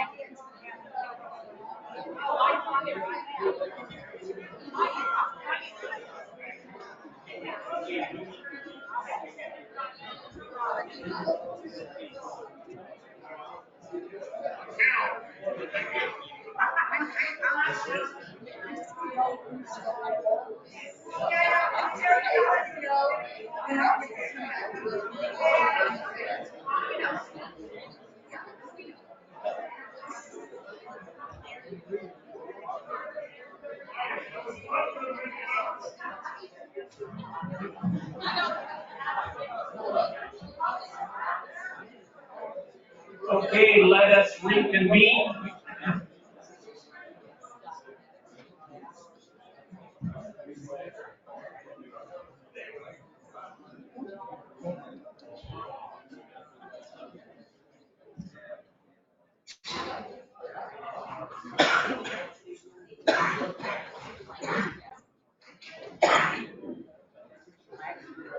Okay, at this time, we have concluded the public comment period, and the petitioner will have 45 to 60 minutes of rebuttal. Would you like to go over here as previous or at the podium, whatever your preference is? Probably going to do it two different ways depending on what part of the presentation is acceptable to the chair.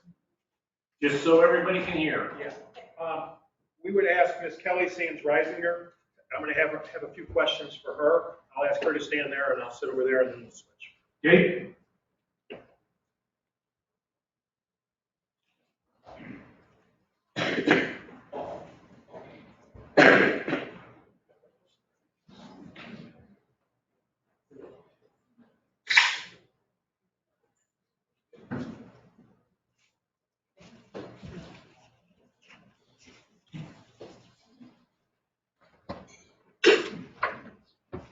Sorry.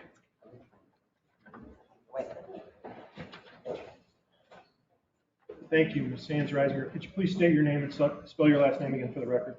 Okay, a little closer. Actually, I forgot to turn on. I'm not used to this. You guys do it a lot more than I do. Now I see that. Ms. Sands-Reisinger, could you please state your name and spell your last name? Kelly Sands-Reisinger. Sands is S-A-N-D-S. Reisinger is R-I-S-I-N-G-E-R. And how are you currently employed? I am currently on medical leave from Unity Point Health, and I am also a graduate student at Illinois State University's Mennonite College of Nursing. Okay, and what degree are you in the process? I am in a doctoral program working on my DNP and also my PhD. In nursing or something else? In nursing. Okay. Do you have a concern about elders being approached without representation from the family and the lawyer? Yes. Do you have any examples of having personal experience of that? So back when EDP renewables came originally, my grandfather was elderly, had a severe hearing impairment, and was also taking care of my grandmother who had failing health. Her name was Lila Brenneman, or Lila Sands, excuse me. She had failing health, and he had a severe hearing impairment, so it was very difficult to explain anything to him about what was going on. And what did your family do during that situation to deal with that issue? So I was told that by my father that there was a representative that would let him know when he needed help up there. And so my dad would go up there to help, but Dad didn't always have like a lawyer with him or like adequate counsel that knew anything about these projects. It was kind of new, like everything was just kind of thrown onto us without adequate preparation. Do you know if whether your father was able to be with your grandfather at all times? And that I don't know. If my grandpa, if they ever went up there by themselves without him. The documents that I have just have my grandfather's signature on it. There's nothing there with my dad having co-signed or anything that I could find. So your grandfather signed a lease or an easement with the one? What I could find that was recorded public knowledge was like a neighbor agreement of some kind. Okay, so we had a good neighbor agreement. As a nurse and as a doctoral candidate in nursing, are you aware of stress and how it impacts overall health? Absolutely. It's basically common knowledge within nursing and the medical field that stress can increase cortisol levels, not just in animals, as she mentioned, but in humans. So the fact that these, people are being approached and put under these stressful situations that they don't, some people don't know what they should do.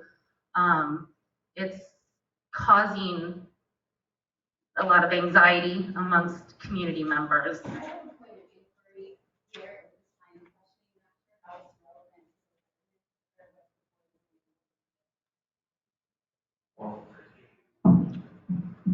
We're talking about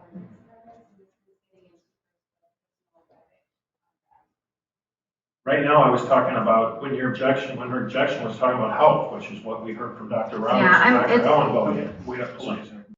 So that's what we're asking her.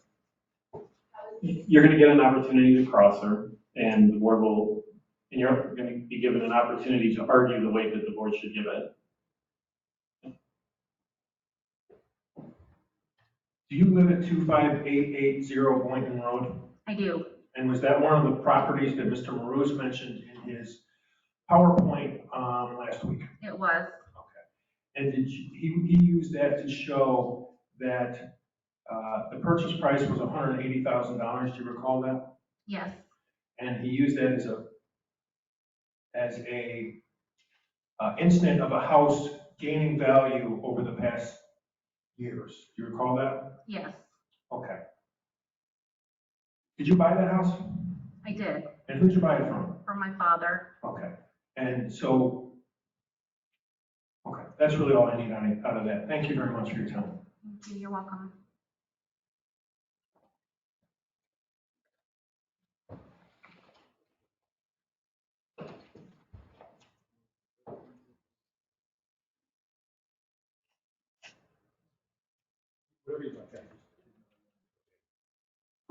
Okay, did you have any specific questions for this person? Okay. Are you concluded? With Ms. Sands Reisinger, yes, obviously not overall. Okay, does ZBA have any questions? Yes. Just one quick question. Wait, Phil first. I'm sorry, I recognized him first. I just had a question. I guess you were talking about your elderly grandfather. I kind of agree with her. I'm not sure what this has to do with the case, but I'm not sure what elderly means to you, or then you got all this information secondhand from your father, so I don't understand. My grandfather was disabled, a disabled elderly man who had a severe hearing impairment. And so it is relevant because the people who put on the Invenergy, the experts that they brought in, their physicians, are making claims that are not, like for example, I'll give you an example. The wind turbine syndrome that you've discussed is not a real disorder. So for him to basically imply that everybody that's opposed to the wind turbines has a mental disorder is disturbing to me. I find that there's huge implications to that when you, especially also I had done some research last week and he submitted something for publication on June 7th of 2022 regarding wind turbine noise and sleep. And if he is actually studying people that live amongst the wind turbines, that's also illegal without the permission of people who are being studied. I wasn't aware of that, but thank you. Yep, you're welcome. I'll help you with anything you need. I heard you reference several times your grandfather up there. Where is up there? You know, is it somewhere near where people are planning to put up wind towers?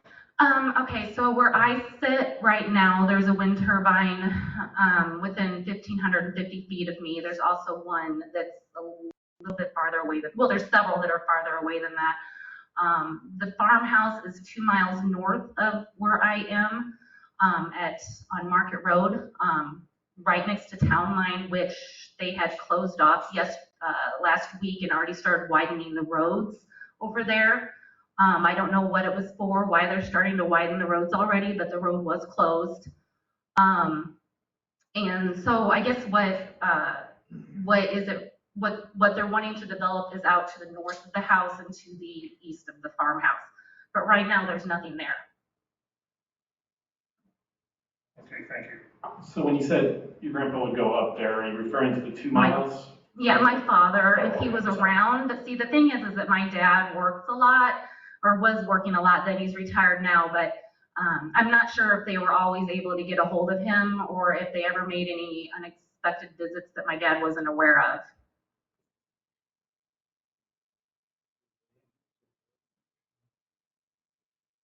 Okay, land use, questions?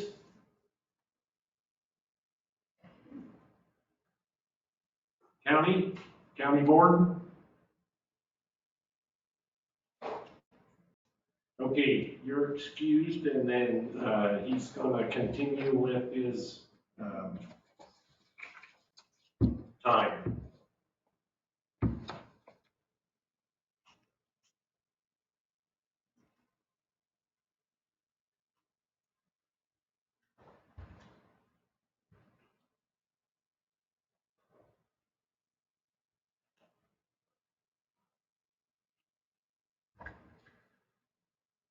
Thank you for your time. I'll try and be quick. I got a lot of stuff, but we'll go through it as fast as possible. And I'll try not to do what I heard was a document dump to you before, but was really trying to get them all to you at once so we didn't delay. I wasn't trying to just throw a bunch of papers on you. I heard the other day that the fees are too high. I guess no one bothered to look at the old ordinance. There is no change in the fees for a wind turbine. It's 20 feet, it's $20 per foot or something like that. We did not change that at all. But now they're too high. Rail Splitter 1 went in, but now they're too high. I heard a question, and it's a good question, about $100,000. That $100,000 is refundable. That's not a fee. That's a deposit for your costs. Heard about experts. Why? It's not our experts. It's not someone who's objecting. It's if the county needs to hire someone to check something. I told you about the Livingston County situation, where it became obvious that there were two completely divergent opinions. And the county said, hey, we need to figure out what's really going on here. They hired their own expert. That came out, in that case, out of that fund. That's all it is to protect the county. I assume everybody wants to protect the county and not spend a ton of money on something that everywhere else, of any modern zoning ordinance, the wind company's paying for. Why should you pay for that? But we're hearing those kinds of complaints of things that $100,000 is nothing in the scheme of this. And it's money they get back. But it's not money you should be paying. You got a court reporter sitting here. You have all these other things, or had the first night. She's still working. She's not sitting here, obviously. But there's fees involved. You shouldn't have to pay those. Dr. Punch. I'm not going to bother you with his credentials, but he is clearly highly credentialed. You look through there, I think it's about page 9. He has been studying this field for a long time. He's a PhD in these kinds of issues.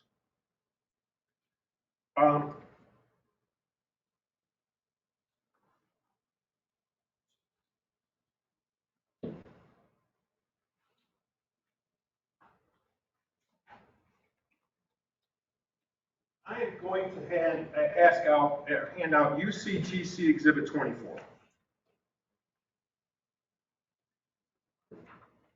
This is a letter, and I apologize he couldn't be here. I heard that I was supposed to be bringing these people in, and I'd love to, please. I would love to. But we don't have a lot of time when we don't have unlimited money. This is a letter from Dr. Punch that he wrote this week for us. Does a couple things. One is it lays out his credentials again, so you have them in front of you in UCTC Exhibit 23. Oh, and Max, make sure that Ms. Antonelli gets one. I can't say your name. I apologize. Now I know I can't say it. How about Amy? That Amy gets, because I can't even say Lukey's names half the time. We heard a lot about Health Canada. I would ask you to look.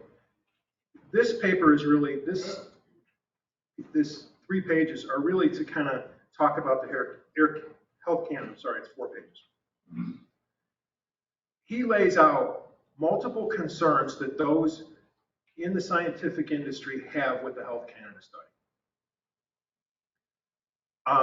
You'll see noise levels were modeled for the most part as opposed to measured. This is a study of what is occurring, and they modeled the noise. They didn't measure it. Number 2, authors incorrectly used the reported health status of the group receiving the lowest predicted noise levels as the benchmark for comparison to adverse health effects. We'll talk about adverse health effects in a minute. A proper benchmark would have been the general population. You should refer what's happening to the people living near the wind turbine versus the general population, not those that are living slightly further away. That's how a study should be done. They excluded individuals younger than 18 and over 79. 2 of the most affected by stress, by noise, they excluded them. Dr. Punch goes on to talk about he's observed those kinds of changes that occur, especially in children near wind turbines. This gets, a little complicated. Number 4, we're talking about the World Health Organization. You heard it a couple times in the objector's testimony, but he talks about what the World Health Organization really says. And it's that serious psychological and physiological effects at sound levels of 40 dBA and higher were ignored in the Health Canada study. And he goes on to confirm what many experts say, which is the 38 dBA that we're asking. As you can also see in number 5, the study's findings represent only areas where long-term outdoor wind turbine noise levels did not exceed 46 dBA.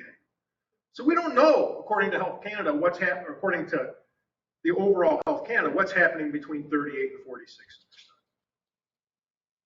Dr. Schomer went and got the data and told us, and it's in the Dr. Schomer stuff we gave you, what's occurring between 38 and 46. But Health Canada doesn't do that. That's not what they're talking about in their study.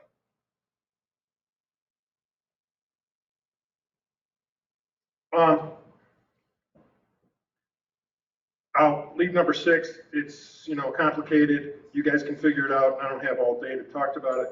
Number 7, the authors themselves have stated the results should be considered limited in several respects, may not be generalized beyond the areas as the wind turbine locations in the study were not randomly selected, and the results do not permit any conclusions about causality. Results should be considered in the context of all published peer-reviewed literature. And then finally, the raw data, number 8, has not been made available. We heard, I can't remember if it's Dr. Roberts or Dr. Ellenbogen, because over all these years I get them confused still. And we've been talking to each other for 7 years, I think. This has not been made available. You heard either Dr. Roberts or Dr. Ellenbogen go, I think it has been, I'm not sure. Dr. Punch has looked at this issue and says, it is not available.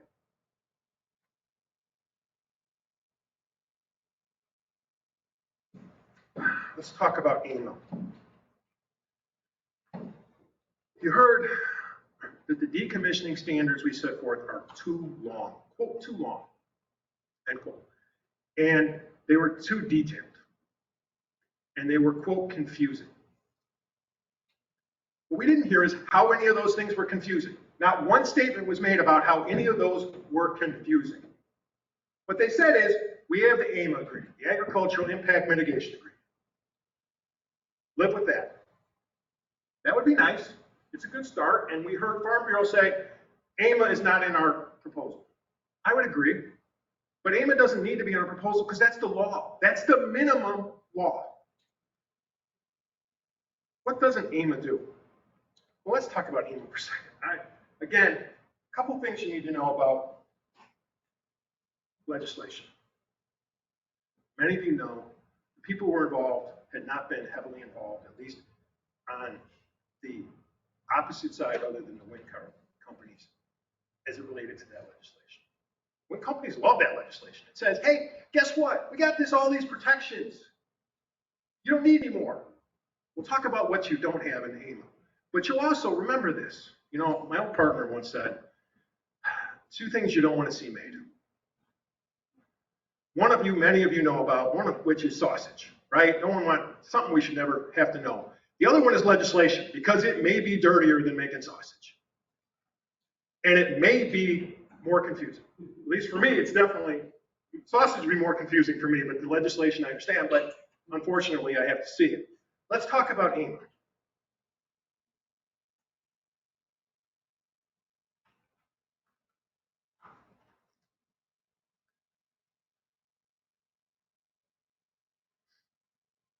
And you know what? I'm sorry.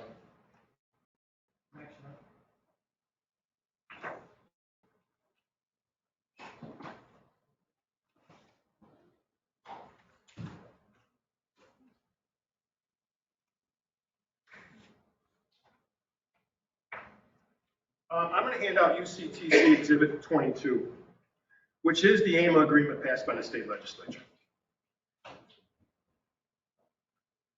I want to talk about a few things, and I apologize, I want to keep moving while he's doing this, but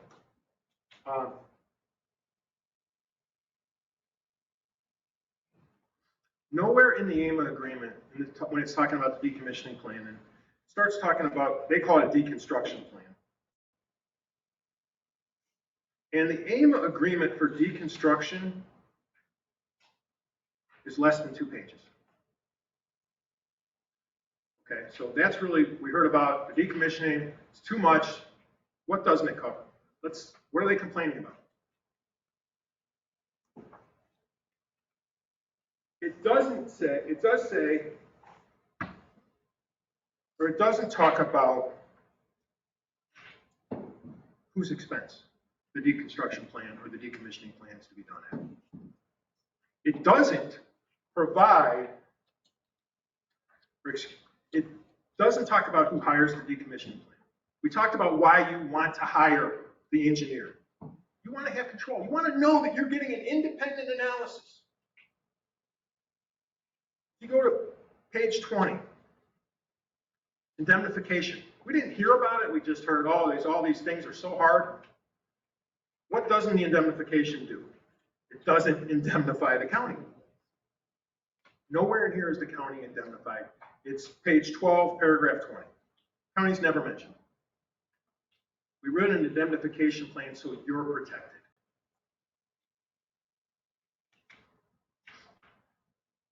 Paragraph 21. There's one difference. We suggest that the turbines be taken down in 12 months. They say 18. I don't care. Okay? But I think you would care. You want them down as fast as possible. The money under paragraph D is phased in over 11 years. Year 1, you get 10%. Year 6, you get 50%. Year 11, you get the rest. What happens if it goes down in the first 11 years? You don't have any money. You don't have enough money. The world changes. Wind isn't what the world wants. Whatever it may be, new technology, they decide to go somewhere else, you're not fully protected. Okay? Also, our ordinance suggests that every 5 years, it be updated. AIMA doesn't say that. So what we're suggesting is AMA is the base. I agree with that. We're not against what the Farm Bureau says about AMA, but you need more protection. What happens in year 25? We're still with the year 11 money? Now, it says you may update it, doesn't say you have to. We're suggesting your ordinance say, come in every 5 years and update this so you are protected. They're fighting that? I need my phone, I apologize.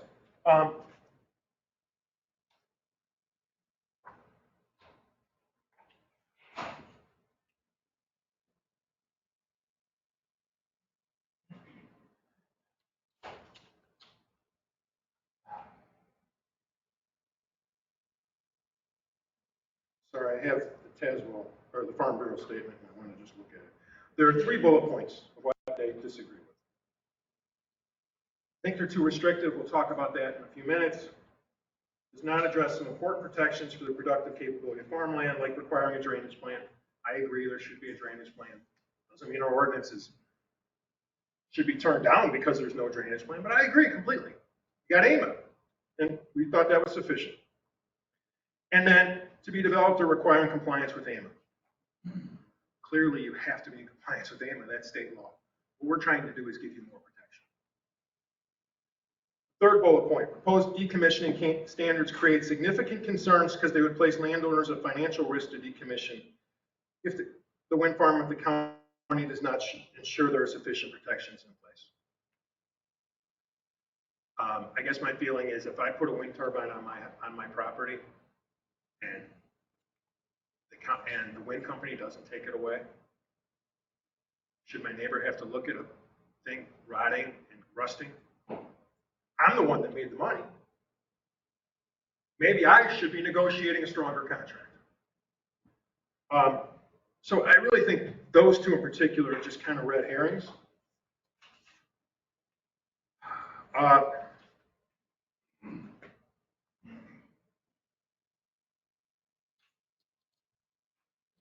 Let's talk about Mr. Maroos and land values.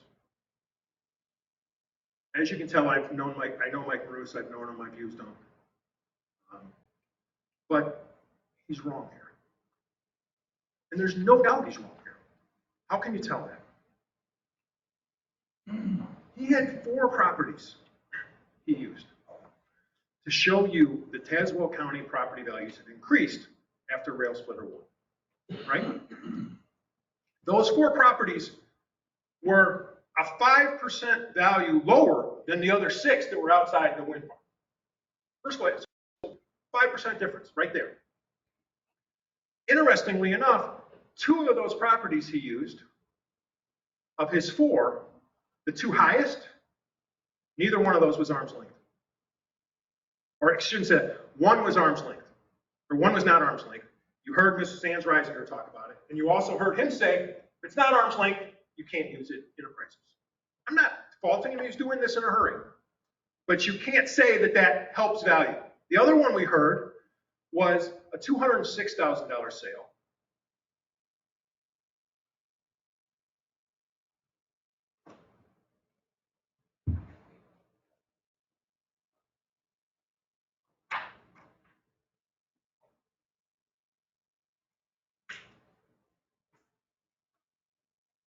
And those are going to be handed out to you in UCTC Exhibit 25. You know, many of you may know what a green sheet is or a real estate declaration. You got to put it in every time you sell a house, a property, anything. You got to do that because the county gets tax money, etc. Right? The transfer tax. And everybody has to go in, swear under oath that here's the values. The $206,000 property he talked about how high the value is. I think it was $120, $130 a square foot. Yeah, I would just don't disagree. The problem is that same piece of property in 2013, 8 years before, was $202,000. Now it's sold 8 years later for $206,000. So in 8 years, the entire value was increased was less than 2%. This is in Rail Splitter 1. 2013 to 2021, They may not have been the best years. They weren't 20 to 22. They weren't bad years. This is right after what Mr. Maroos always calls the Great Recession.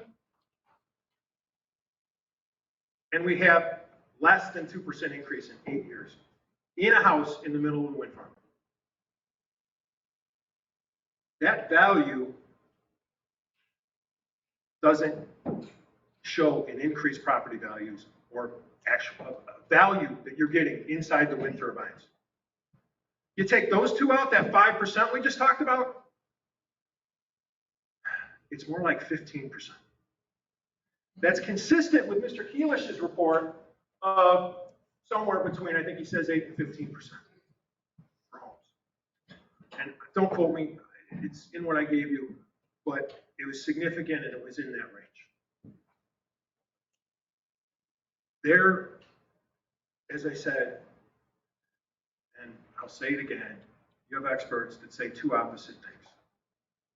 Both are actual experts, both are well qualified, but both are hired, especially Mr. Bruce is hired, as is Dr. Roberts and Dr. Ellenbogen, and Mr. Hankard. They're testifying monthly, bi-monthly for wind companies and solar companies.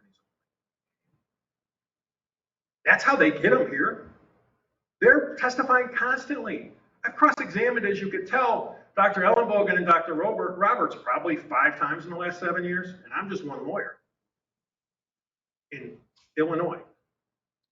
Heck, I think I've cross-examined Mike Maroos probably 12 times in the last 7 years on wind energy only. Mr. Hankard, probably 7 to 8. So, and I'm just one lawyer. Yeah, I do a fair amount of this, more than most, but when you think about how much wind is they're putting up or trying to put up throughout the country, that's a lot for one state. And I'm not the only guy doing this.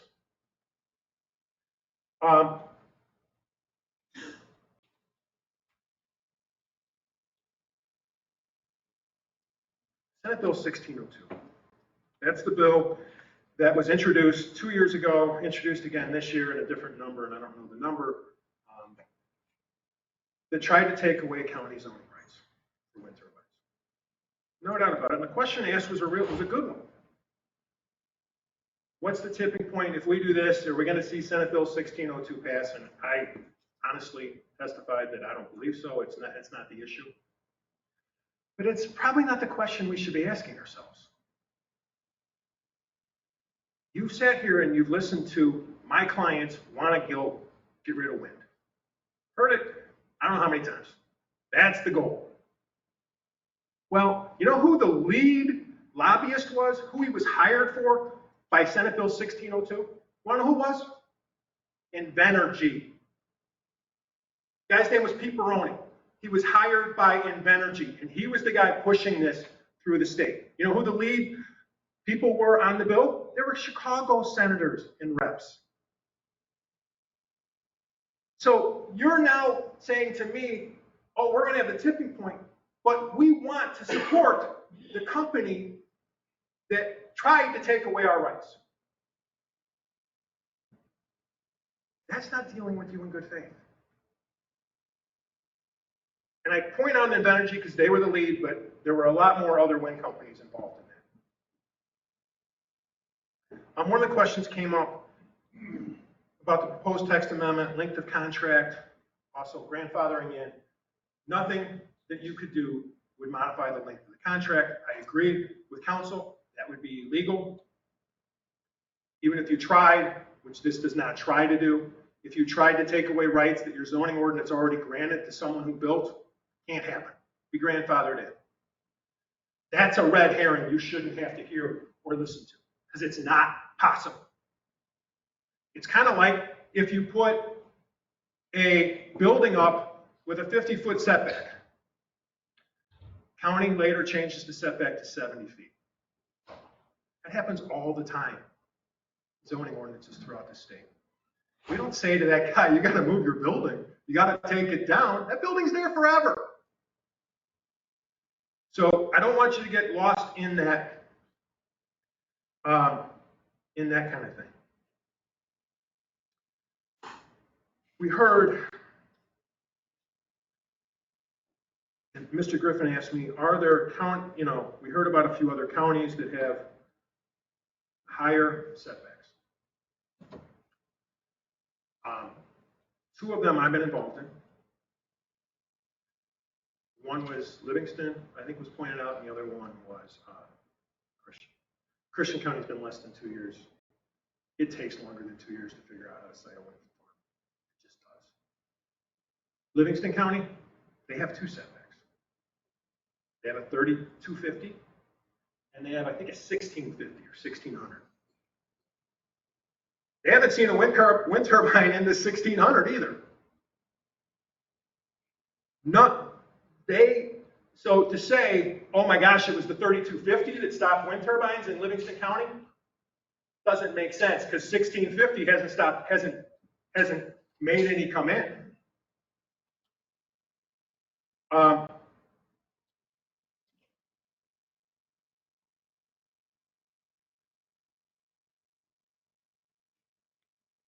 Okay, we talked about a couple things about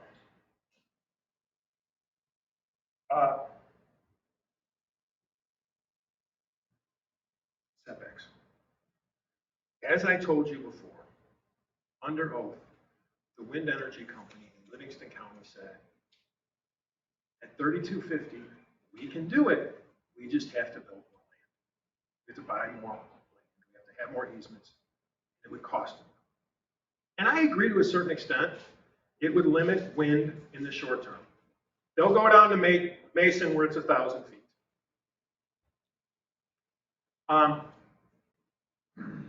But as I said, he testified they can do it. And that's important. It isn't it isn't saying don't come. It's saying come here with reasonable restrictions. And 750 feet, that's your current ordinance. Remember that. 750 feet. Nothing about that is reasonable. There's not one zoning ordinance that's put in effect for the last 10 years. I'm not sure of any other zoning ordinance in the state of Illinois that's 750 feet. So when you talk about what do we have to do, you have to do something. Because 750 is completely unreasonable, and they're asking you to continue that. 750, that's like slightly more than 2 football fields when you include the end zones. Not very much. And we also heard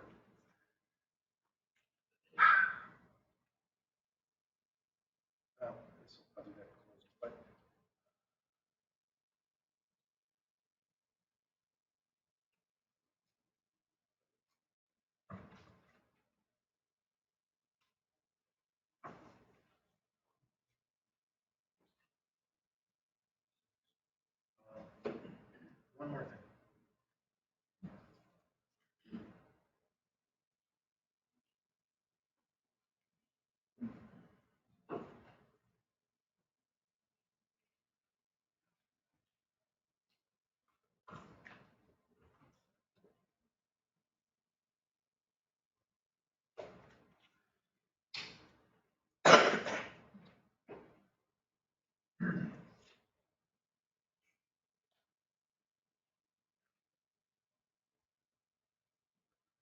I have one last exhibit, and I apologize, I only have one copy. And I'm going to hand it to ZBA. This is a petition signed by over 700 people supporting the text amendment. It's less than 1 month. That's a huge number of people in this day and age at that time frame. I'm sure by the time the county board does whatever it's going to do as we go forward, they'll continue to do that. And so that's a number of people that's significant. That's not just the farmers around the area that we kept hearing. It's much broader, and you'll see a bunch of addresses throughout the county.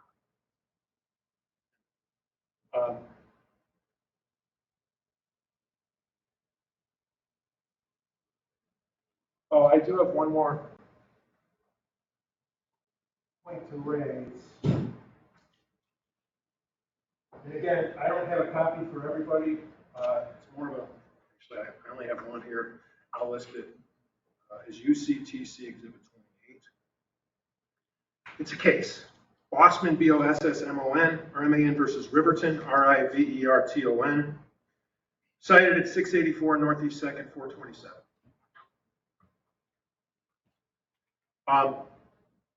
When Ms. Sands Reisinger testified, it was a good question. What's the relevance to the zoning ordinance? I think you need to think about that with a lot of things. Bossman versus Riverton says real estate taxes are not relevant. The increased real estate taxes are not relevant to a zoning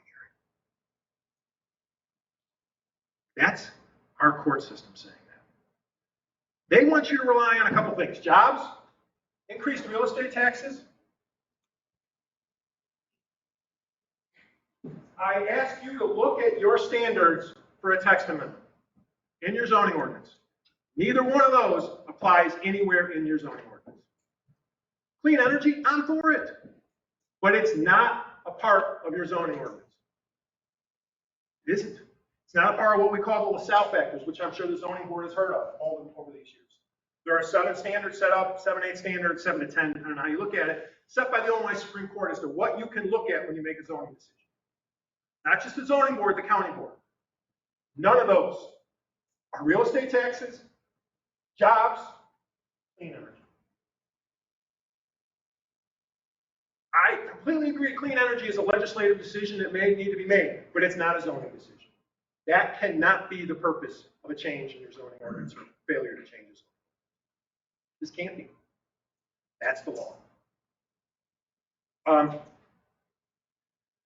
I have nothing further. I know I have closing. I'll try not to repeat in my closing, but that's all I have. I want to keep it. It was probably too long, but hopefully I didn't take up too much of your time. Thank you for your time. Okay, if you want to wait there just a minute. Objectors, do you have any specific questions for the petitioner at this time? Just one question. Okay, get to a microphone.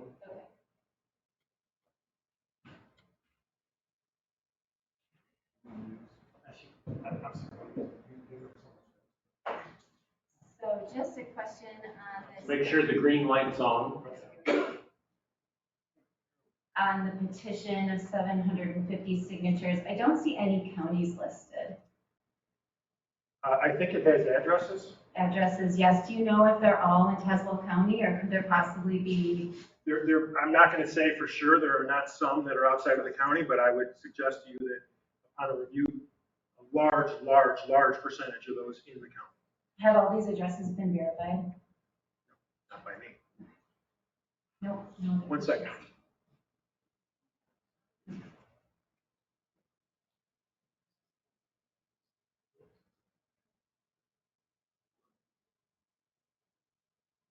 I do want to make one clarification to Amy's question. We do know there are absentee landowners who are on the petition. I think they were included on purpose because they did own land.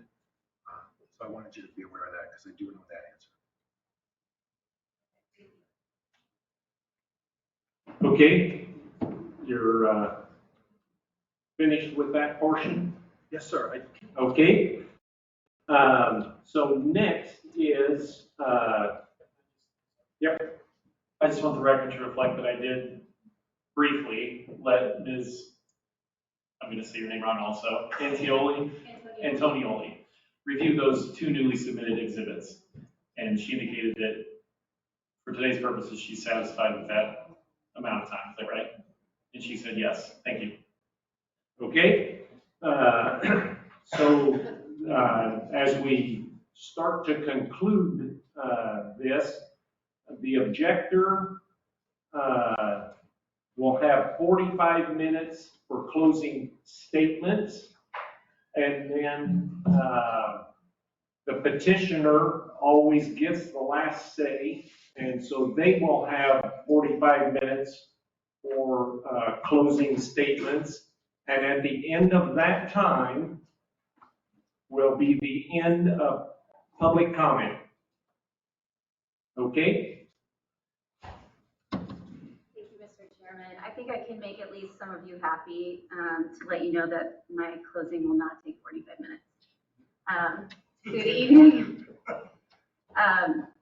Chairman, Zoning Board of Appeals, County, Land Use Committee, thank you again for the opportunity to provide comment and testimony. At this point, you've heard evidence, comment, and testimony from proponents, developers, residents, and citizens of Tazewell County.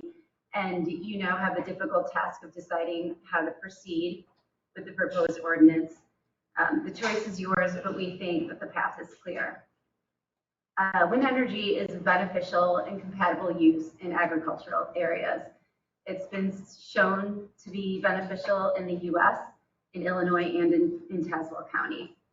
Wind energy projects allow farm families to use their land to produce a valuable product, energy, and create another stable income that helps strengthen the family farm economics. Land surrounding the wind energy turbines can continue to be used for agricultural purposes. Wind energy projects, as Mr. Maroos testified, contrary to Mr. Lucahan's cherry picking houses out of his presentation, he was able to show do not cause negative impacts either residential or agricultural property values in the project vicinity. Wind energy projects, as Dr. Roberts and Dr. Ellen Bogan testified, do not cause negative health impacts on citizens working or living in the project vicinity. Wind energy projects significantly increase the tax base of the local communities, which is especially important to benefit in areas with limited options to increase their tax base beyond existing agricultural uses. Wind energy projects improve roads in your community. They create long-term operation jobs and lots of very desirable short-term construction jobs. The report prepared by Dr. Loomis summarized the massive benefits that wind energy projects can provide and have provided already in Tazewell County. And as you heard from Katie Chapman and Andrew Earhart from EDP, the existing ordinance is sufficient to develop a responsibly run and successful wind farm. Rail Splitter Wind Farm has brought and will continue to bring significant economic benefits to the county and its communities. It's operated successfully now in the county for 13 years. But the proposed text amendment, if enacted, will not allow future wind energy projects to be built here in this county.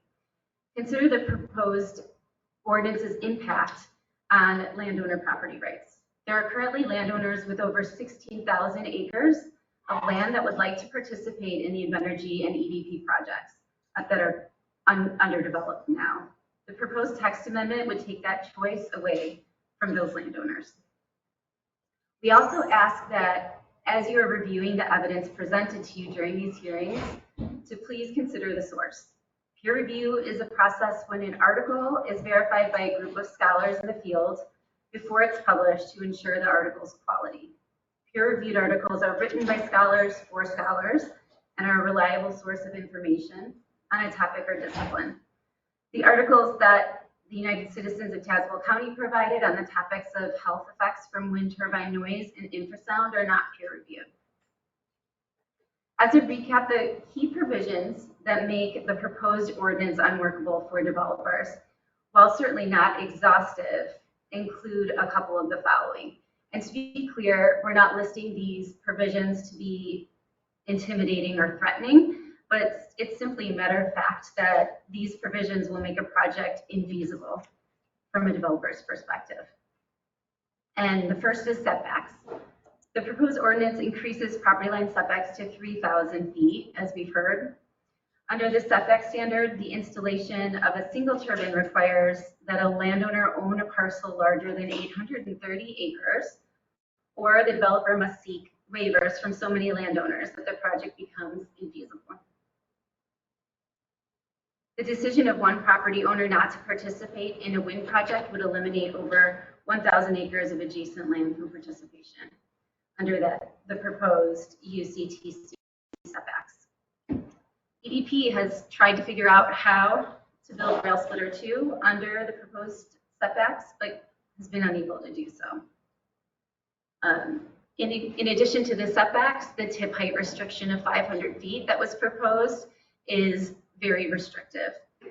It was suggested that McLean County, with a tip height restriction of 550 feet, has allowed development in that county, but in recent projects, developers have sought and received variances from that tip height to accommodate new state-of-the-art technology. On noise, the proposed ordinance contains a sound limit of 38 dBA. Neither Rail Splitter nor other wind energy projects in Illinois meet this sound limit. And a 38 dBA sound standard will prohibit any wind project development in Tazewell County.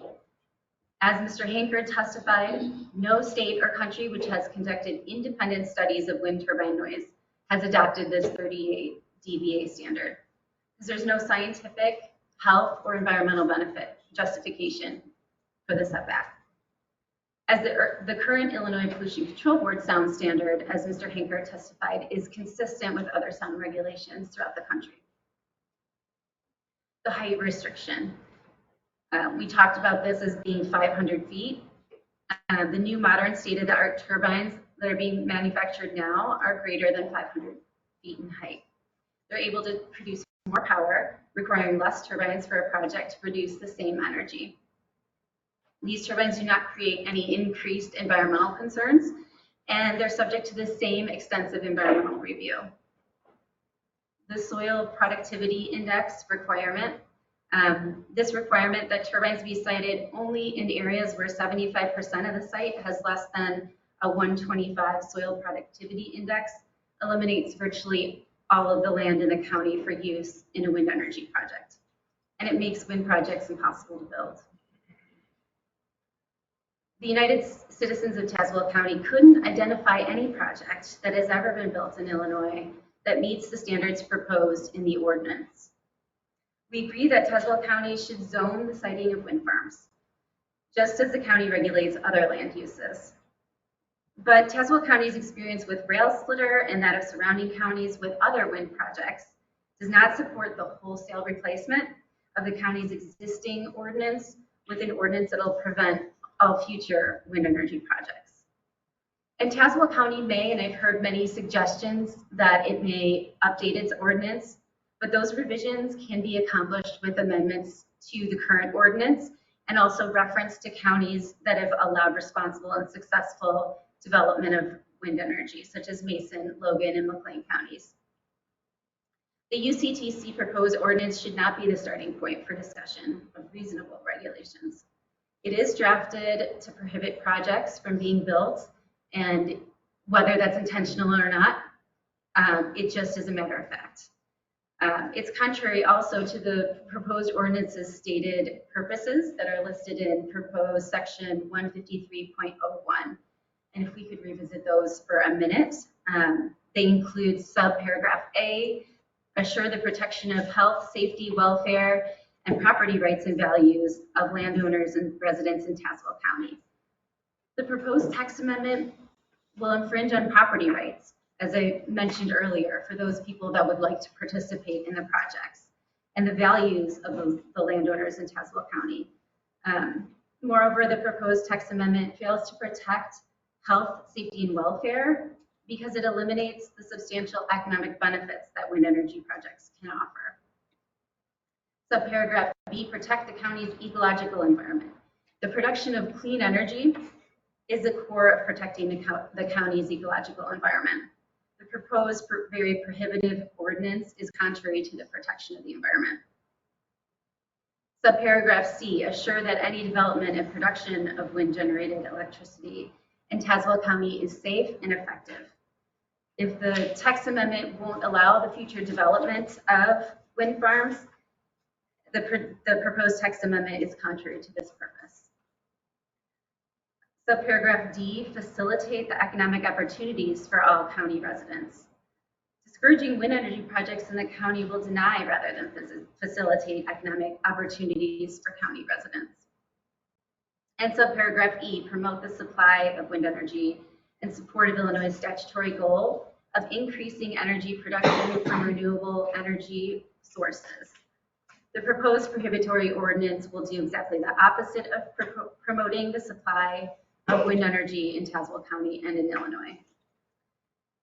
For all these reasons, and note that we do stand ready to assist and answer questions should the county and the ZBA decide to move forward with the process of amending the ordinance.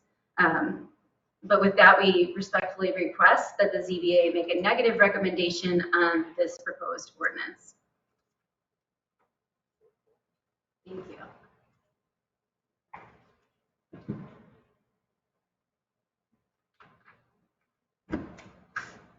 Good evening, everyone. Sarah Carroll, Invenergy Project Developer. Thanks again, everyone, for your time these past few evenings in coordination of a very smooth run hearing. I know that's never easy with the virtual aspect.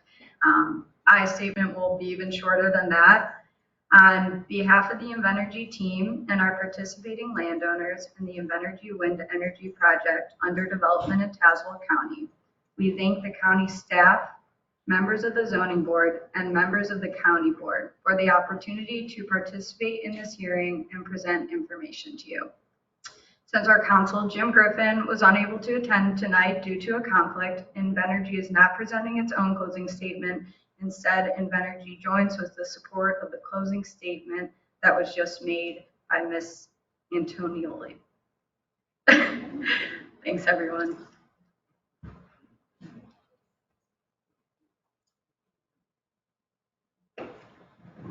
Okay, thank you. Now is the time for the petitioner's closing statements. I too, hopefully, will be much less than the total amount. I know you've been here a while and we're getting late. I do appreciate the patience, two, the attention, and three, just putting up with us, especially me. I usually use the statement that I know that most people know what annoyance is after they've listened to me on a few of these hearings. So let's kind of get right to it.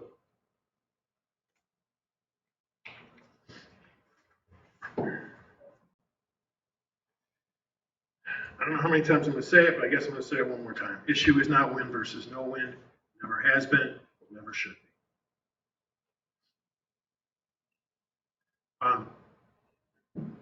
Wind is not impossible under 3,000 feet. Not even close. It just takes more work. It's not impossible to have a limit on how much the wind turbines move after the permit. Do the work. You're spending millions of dollars. Do the work. Do your homework first so we don't have to try and catch up later on to whether the noise levels are right because you moved the turbine quarter of a mile, 250 feet, whatever it is. Just do the work. Go do soil tests. Every time you get a project in front of, at least where I'm from, every time there's a project asking for zoning relief or before someone thinks about buying the property, there's a due diligence period. What do? We do soil borings. Can it work here? You don't buy it and then do the soil borings. You don't get your permits and then decide, oh, maybe I need to move the building. You do it ahead of time. We just heard you should start using, your template should be your 4-page ordinance. And when I say 4 pages, I'm being generous. The ordinance says next to nothing. I'm sorry, it's old. It was good at the time, I'm sure, but it's not anymore. You need a rewrite. You may not agree with everything in our rewrite, but at least we took a shot at it. You know all I've heard from the wind companies is no. I haven't seen any other suggestions. I've heard keep it at 750 feet setback. And we'll get through those things a little further, but that's what I've heard. I haven't seen, and to all due respect, I understand that the normal process is not, your normal process is not for the public to submit a text amendment. In fact, it's so abnormal, your staff didn't even know we could. Okay? I had to tell our clients and point to them, here's the statute that says you can file a text amendment. They're absolute right. Absolute right. That's the law. Now, why didn't we go work the process? Because you got at least 2, maybe 3 energy companies who we don't know when they're willing to file their application. It could be tomorrow. It could be next month. But the moratorium and this was intended to make sure that at least there's a slowdown here and we all understand what you're dealing with. If you want to do a moratorium and bring in experts and do this and really get everybody in here, happy to do it. Just give us the notice and the time so we can bring people in. Happy to do it. You know, we'll bring that, and even better if we could do some of it remote because we have people who have health issues just like we heard. But, you know, we'll bring Dr. Punch in. We'll bring Mr. Thunder in. No problem. I'm not trying to hide from you. But there was a time frame here that we were concerned about. And, you know, this is a pressing issue. As I said earlier, decommissioning. I have no idea why they're complaining about decommissioning other than they don't want to pay you the total amount you should have for decommissioning. There is nothing in that decommissioning section that they pointed out or anybody else pointed out that is somehow problematic. We heard the Farm Bureau say it's not, doesn't say AMA. Yeah, because it's stronger than AMA. No doubt about it. But you've just heard, don't do it to us. You haven't heard why. We've been here for, this is the end of 3 nights, we haven't heard one time what's wrong with the decommissioning statute portion of this. Not one time. Too long, too confusing. I'm sorry. The require should actually do some work. And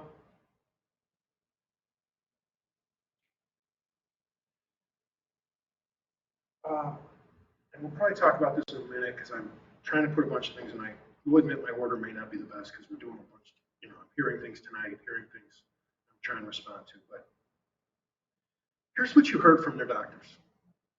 There are, quote, no specific adverse health effects. Specific, end quote. I don't know what that means. They didn't tell you what that means. What we do know is what they refuse to say, and you heard it in their cross-examination, they refuse to say there are no adverse health effects. Just no specific ones.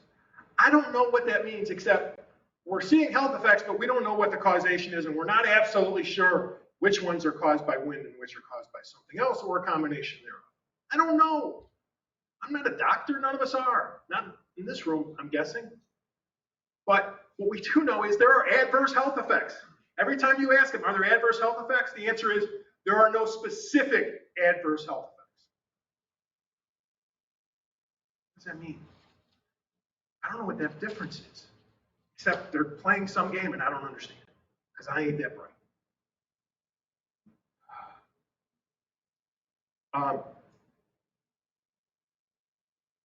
Annoyance. The annoyance, as we heard from Dr. Schomer in his testimony, we heard from Dr. Punch, or we've seen from Dr. Punch, leads to other things. Sleep deprivation, problems sleeping, whatever it may be, problems concentrating. That someone shouldn't have to grow up amongst those problems. So our elderly should not need to be protected from them. It may not be that the wind turbine causes sleep deprivation, and it may be that quote annoyance causes it. I don't know. We know something does. Talked about Dr. Punch earlier. I won't do it again. Dr. Schomer. Dr. Schomer's been hired by Invenergy, hired by other wind companies throughout the years. Unlike Dr. Roberts and Dr. Ellenbogen, he doesn't just testify on one side of the deal. You heard Mr. Henkert say he respects Dr. Schomer. They've worked together. He is one of the most well-known people in this field. You heard he was on the Acoustical Standards Board, the national board. Now that he decided there are concerns, he's just useless. That's what we Guy's 50, 60-year career has turned into, yeah, he's now against us, so we don't care. Waivers. Talked about it. I'm not going to keep going, but we know what the waivers are allowed. Good neighbor agreements are allowed. All those things are tools that the wind energy company has. They also have the tool of a variance on height. We just heard EDP's lawyer say other counties have granted variations on height. You know why that's important? You guys as a ZBA get the right to grant variations, right? Or at least recommend. I don't remember if you get final say or what. If a project is good and the height isn't going to affect someone, let's hear it. Let them show why. Let them show how. They still have that variation possible for setbacks too. But if you give them 750 feet, it's like giving them a blank check. Go write it, go put it wherever you want. Wherever you want.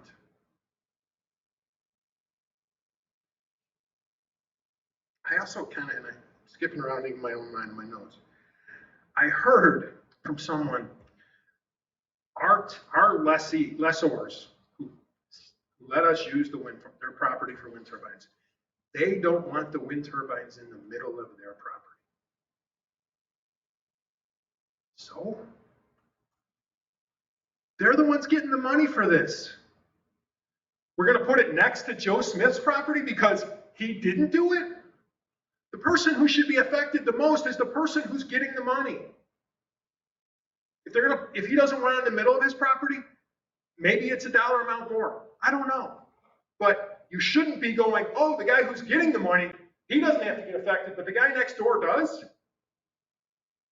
Makes no sense to me. We don't want to put it near the property line. I understand why he doesn't want it, but what about the guy next door who has not making a dime off of it?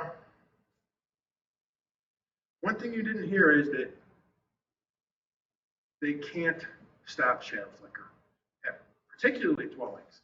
And you know, if you said to me, Phil, we think shadow flicker at the property line is too much, no shadow flicker, I'd go, okay, I guess I can understand the reasoning. I may not agree with it, but I understand the reasoning. But there shouldn't be shadow flicker at homes. And there is technology available to do that. And you didn't hear anybody say there wasn't. They could shut them off. They know when the shadow flicker is going to occur. Their algorithm, that if they do a special use hearing, will tell you exactly what days and how many hours. They can shut that turbine off those times anytime they want. And that turbine, you know, may have 30 hours less a year that it's working. I'd rather have that turbine off 30 hours less a year than have someone have to live with that for 30 hours a year. The wind company, they're making the money. They need to be the people responsible for their neighbors. We didn't hear any complaints about aircraft lighting detecting system, insurance, county board being the people who go. I heard from someone $100,000 deposit was problematic. Again, I didn't hear that from the wind companies, I don't believe. I did hear the fees were too high. Fees are the same. We didn't hear anything about public participation being a problem. We didn't hear anything about the remedies being a problem, many other things. If you decide that I am all wet, my clients are all wet, I would suggest that all those other things have to be put into your ordinance. And if you don't want 3,000 feet, I can't stop you, but you should be having a number that is not me having to live next door to one and staring up every day of my life. You know, if you said to me, Phil, Dr. Schomer's wrong, he's a little too conservative, it should be 2,750, 2,500, I disagree, but you know, at least it's a reasonable number. 750 is not a reasonable number. UCTC, Invenergy Exhibit 7. It was like brought up, and I think that was the thing that talked about under normal operations. They, you know, that section was not supposed to be the runaway turbines, 500 meters and 1,000 meters, whatever, was not supposed to be for normal operations. I agree. But we're not protecting the public from normal operations. We're protecting them from that incident. And the Vestas and Nordex quotes we gave you are not inconsistent with exactly what that said, which is under certain situations, we didn't try and tell you anything else, but under certain situations, thunderstorms, runaway, or broken things, get the heck out of here. Well, there's thunderstorms in this area a lot. A lot. I heard today that I cherry-picked from Mr. Marusa's report. As you heard the other night, in 1 hour, he pointed to 4 sales. In 1 hour, we were able to show why those 4 sales are, half of those 4 sales are useless. That's not cherry picking. That's half the sales he pointed out. One of them isn't arm's length, as he admitted, has to be arm's length for it to count. The other one is 2% over 8 years. My house goes up 2% over 8 years. What's that? 0.25% a year. A lot better ways to make money. Identify, we've asked for that. We know it's used elsewhere. We know it's a product that works. You've heard it. They don't want to use it, but it is a product that works. We didn't say, no matter what I think Mr. Fox said today, we never said that these were awful for birds. What we pointed out is you need a plan. You need to see the plan. That's what our ordinance suggests. It doesn't say can't do it. It says get a plan, understand it. We did point out how one wind energy company had been fined significant money because they didn't follow the federal regulations. All we're saying is be aware, be protected. Protect what you can, especially something like bald eagles, which we all know are important to us. Ordinance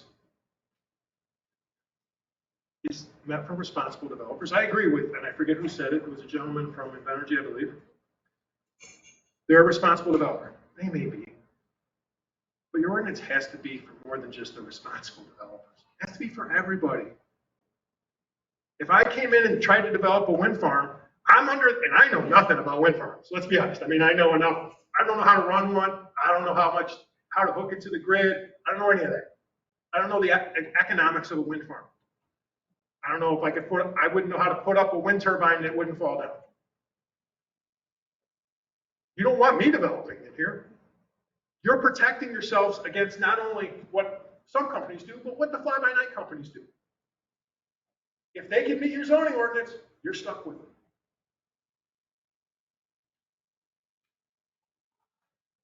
Farm Bureau. I do have a statement that many of the Farm Bureau members who are my clients wish to make regarding Mr. Kleinschmidt's statements tonight. And you heard me talk about many of the points now that he raised as to why they are not, the local Farm Bureau is not supportive of this. My clients would like to say in rebuttal to the position that Farm Bureau has taken against its own members who urged Farm Bureau to stay out of this issue, there are many Farm Bureau members who have signed their names to the UCTC position before the Tazewell County Board. We believe this petition the petition for text amendment strikes a fair balance for all stakeholders, which is why there is much support from Farm Bureau members and the general public. In contrast, we are not aware of any Farm Bureau members who have signed their names to the opposition stance that Mr. Kleinschmidt has presented.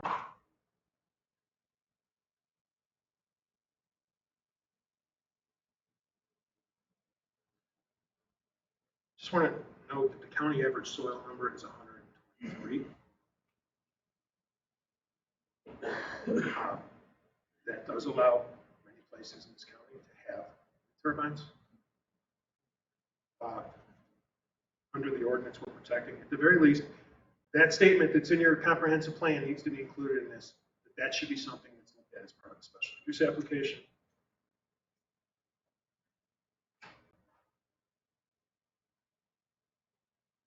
I was going to cite you Dr. Ellenbogen and Dr. Roberts, the cross-examination, but you heard it. But I think it's important that you remember what they told us is they're not denying their annoyance, they're not denying sleep deprivation, they're not denying adverse health. It's just specific adverse health I know I beat this up a few minutes ago earlier, Senate Bill 1602. They're asking you to give 750-foot setbacks to the company that asked that your zoning authority be taken away from you. They were the lead. It took a lot of opposition from a lot of farmers, a lot of normal people, putting together a lot of money to stop that. It took, I think it was between 75 and 83. I saw the counts at certain times and I don't remember, but it took over 75 or 75 plus, approximately 75 to 80% of the counties stepping up and saying, we don't want this. Counties banded together and stopped it. The people banded together and stopped it. While the wind energy companies were trying to take away their rights and your rights.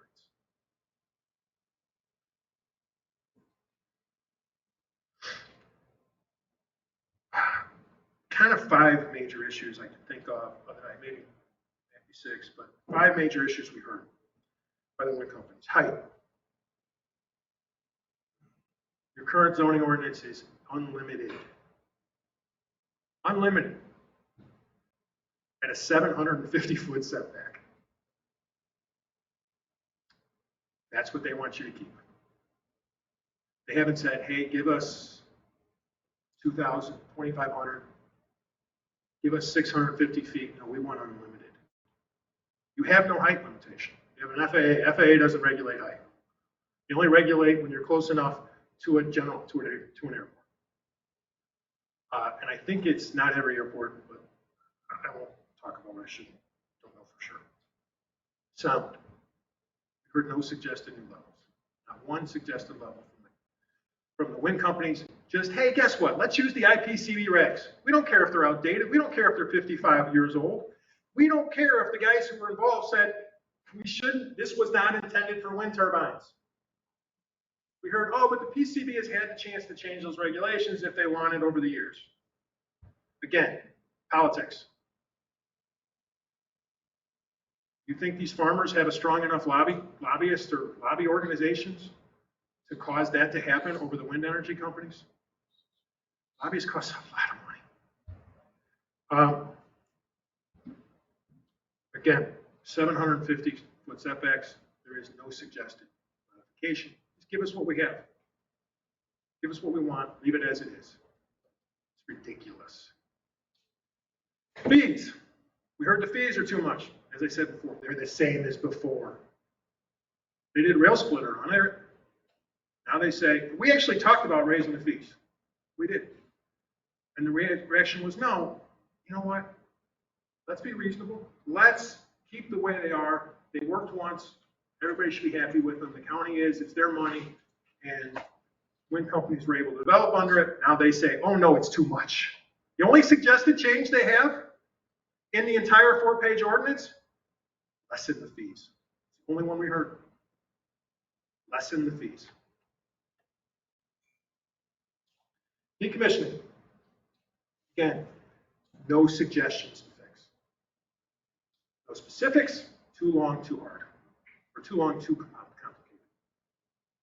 Give us suggestions. If you don't like it, we'll tell you how you can fix it. They haven't done that. They're just no. I mean, yeah. I don't think there's any doubt that I represent the Republican Party. How we've been painted is the party of no. That's what I'm hearing. The companies of no. It shouldn't be what satisfies you. Thank you for your time, and I apologize for taking longer than I thought, and I hope, again, appreciate your time.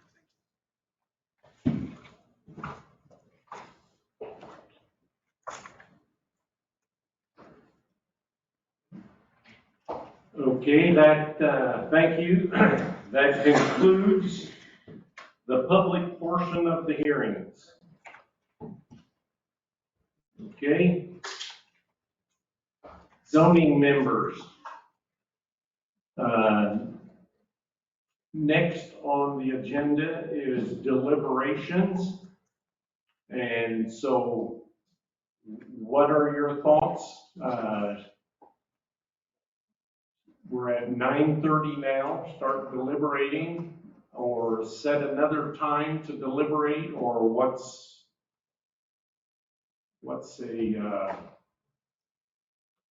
your thoughts?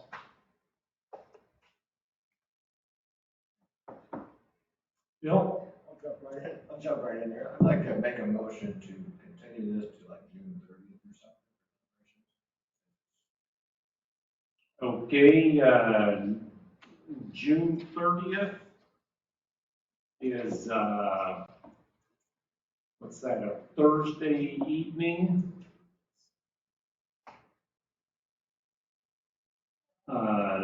Okay, you made a motion, I'm not putting words in your mouth. Our typical meeting date is a meeting time is 5:30? Yes. Okay. Or excuse me, sir. Yeah. We could possibly, maybe get through the moratorium issue this evening. Want to go that direction? Or do we want to, this other one's going to take more than we're going to do tonight, so. Okay. I'm not sure the moratorium issue will. Got a few discussions about that, I think. Some word issues. Are you moving as to just the text amendment, the more substantive amendment? Just moving to continue that to June 30th right now? Do it either way. It's your motion, so it's up to you. Well, yeah, I'm trying to get clarification.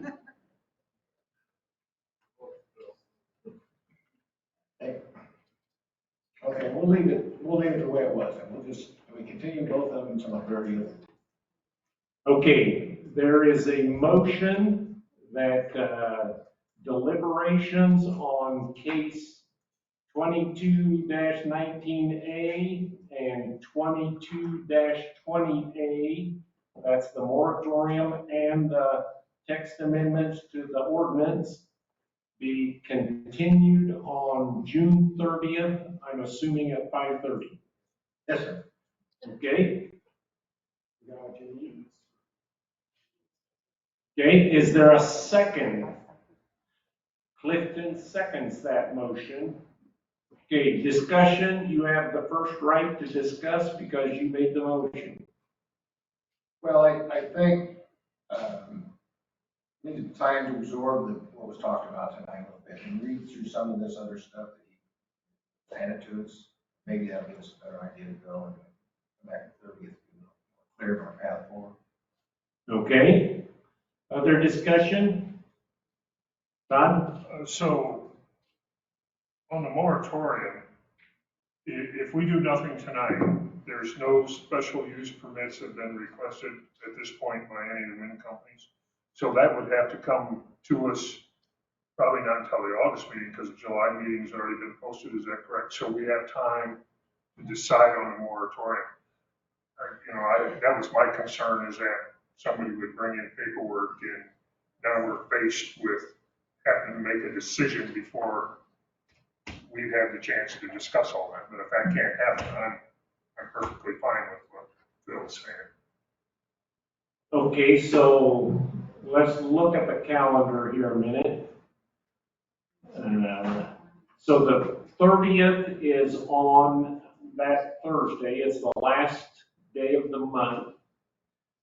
Our regular zoning meeting, we usually meet the first Tuesday, but because that'd be the 5th, that's the day following the 4th, we have to publish 24 hours prior, so that meeting will be the 6th, okay? The land use would meet the 12th, right? And county board would meet 27th at the end of the month. So the 30th would still be in line that the next two levels would still be able to accomplish what they need to accomplish. Okay? So let me ask this question. Why can't we move this to the night of the 6th and make it part of our regular meeting? I think there's some vacations and things that would prohibit, attendance that we have, the quorum that we have now. Yeah, I can understand that, where we wouldn't have people who sat through all this. Right. And got all the information in front of us, you bring in an alternate, you may have an issue there. Right. Okay, other discussion?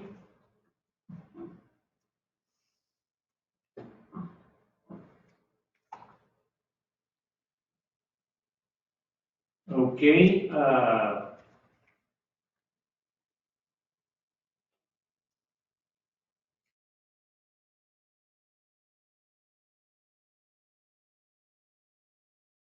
(6:30, 2022 at 5:30 PM.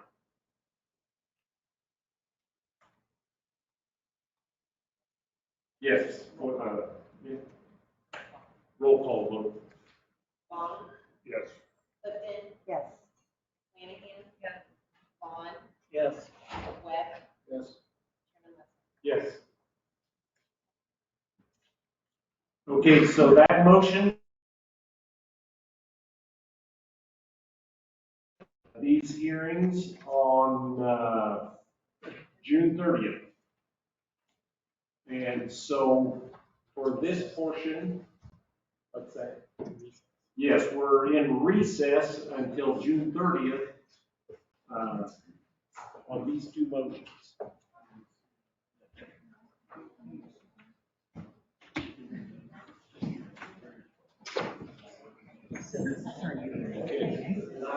Okay, if possible, look around you and make sure you pick up your water bottles and stuff and get them in the garbage can here.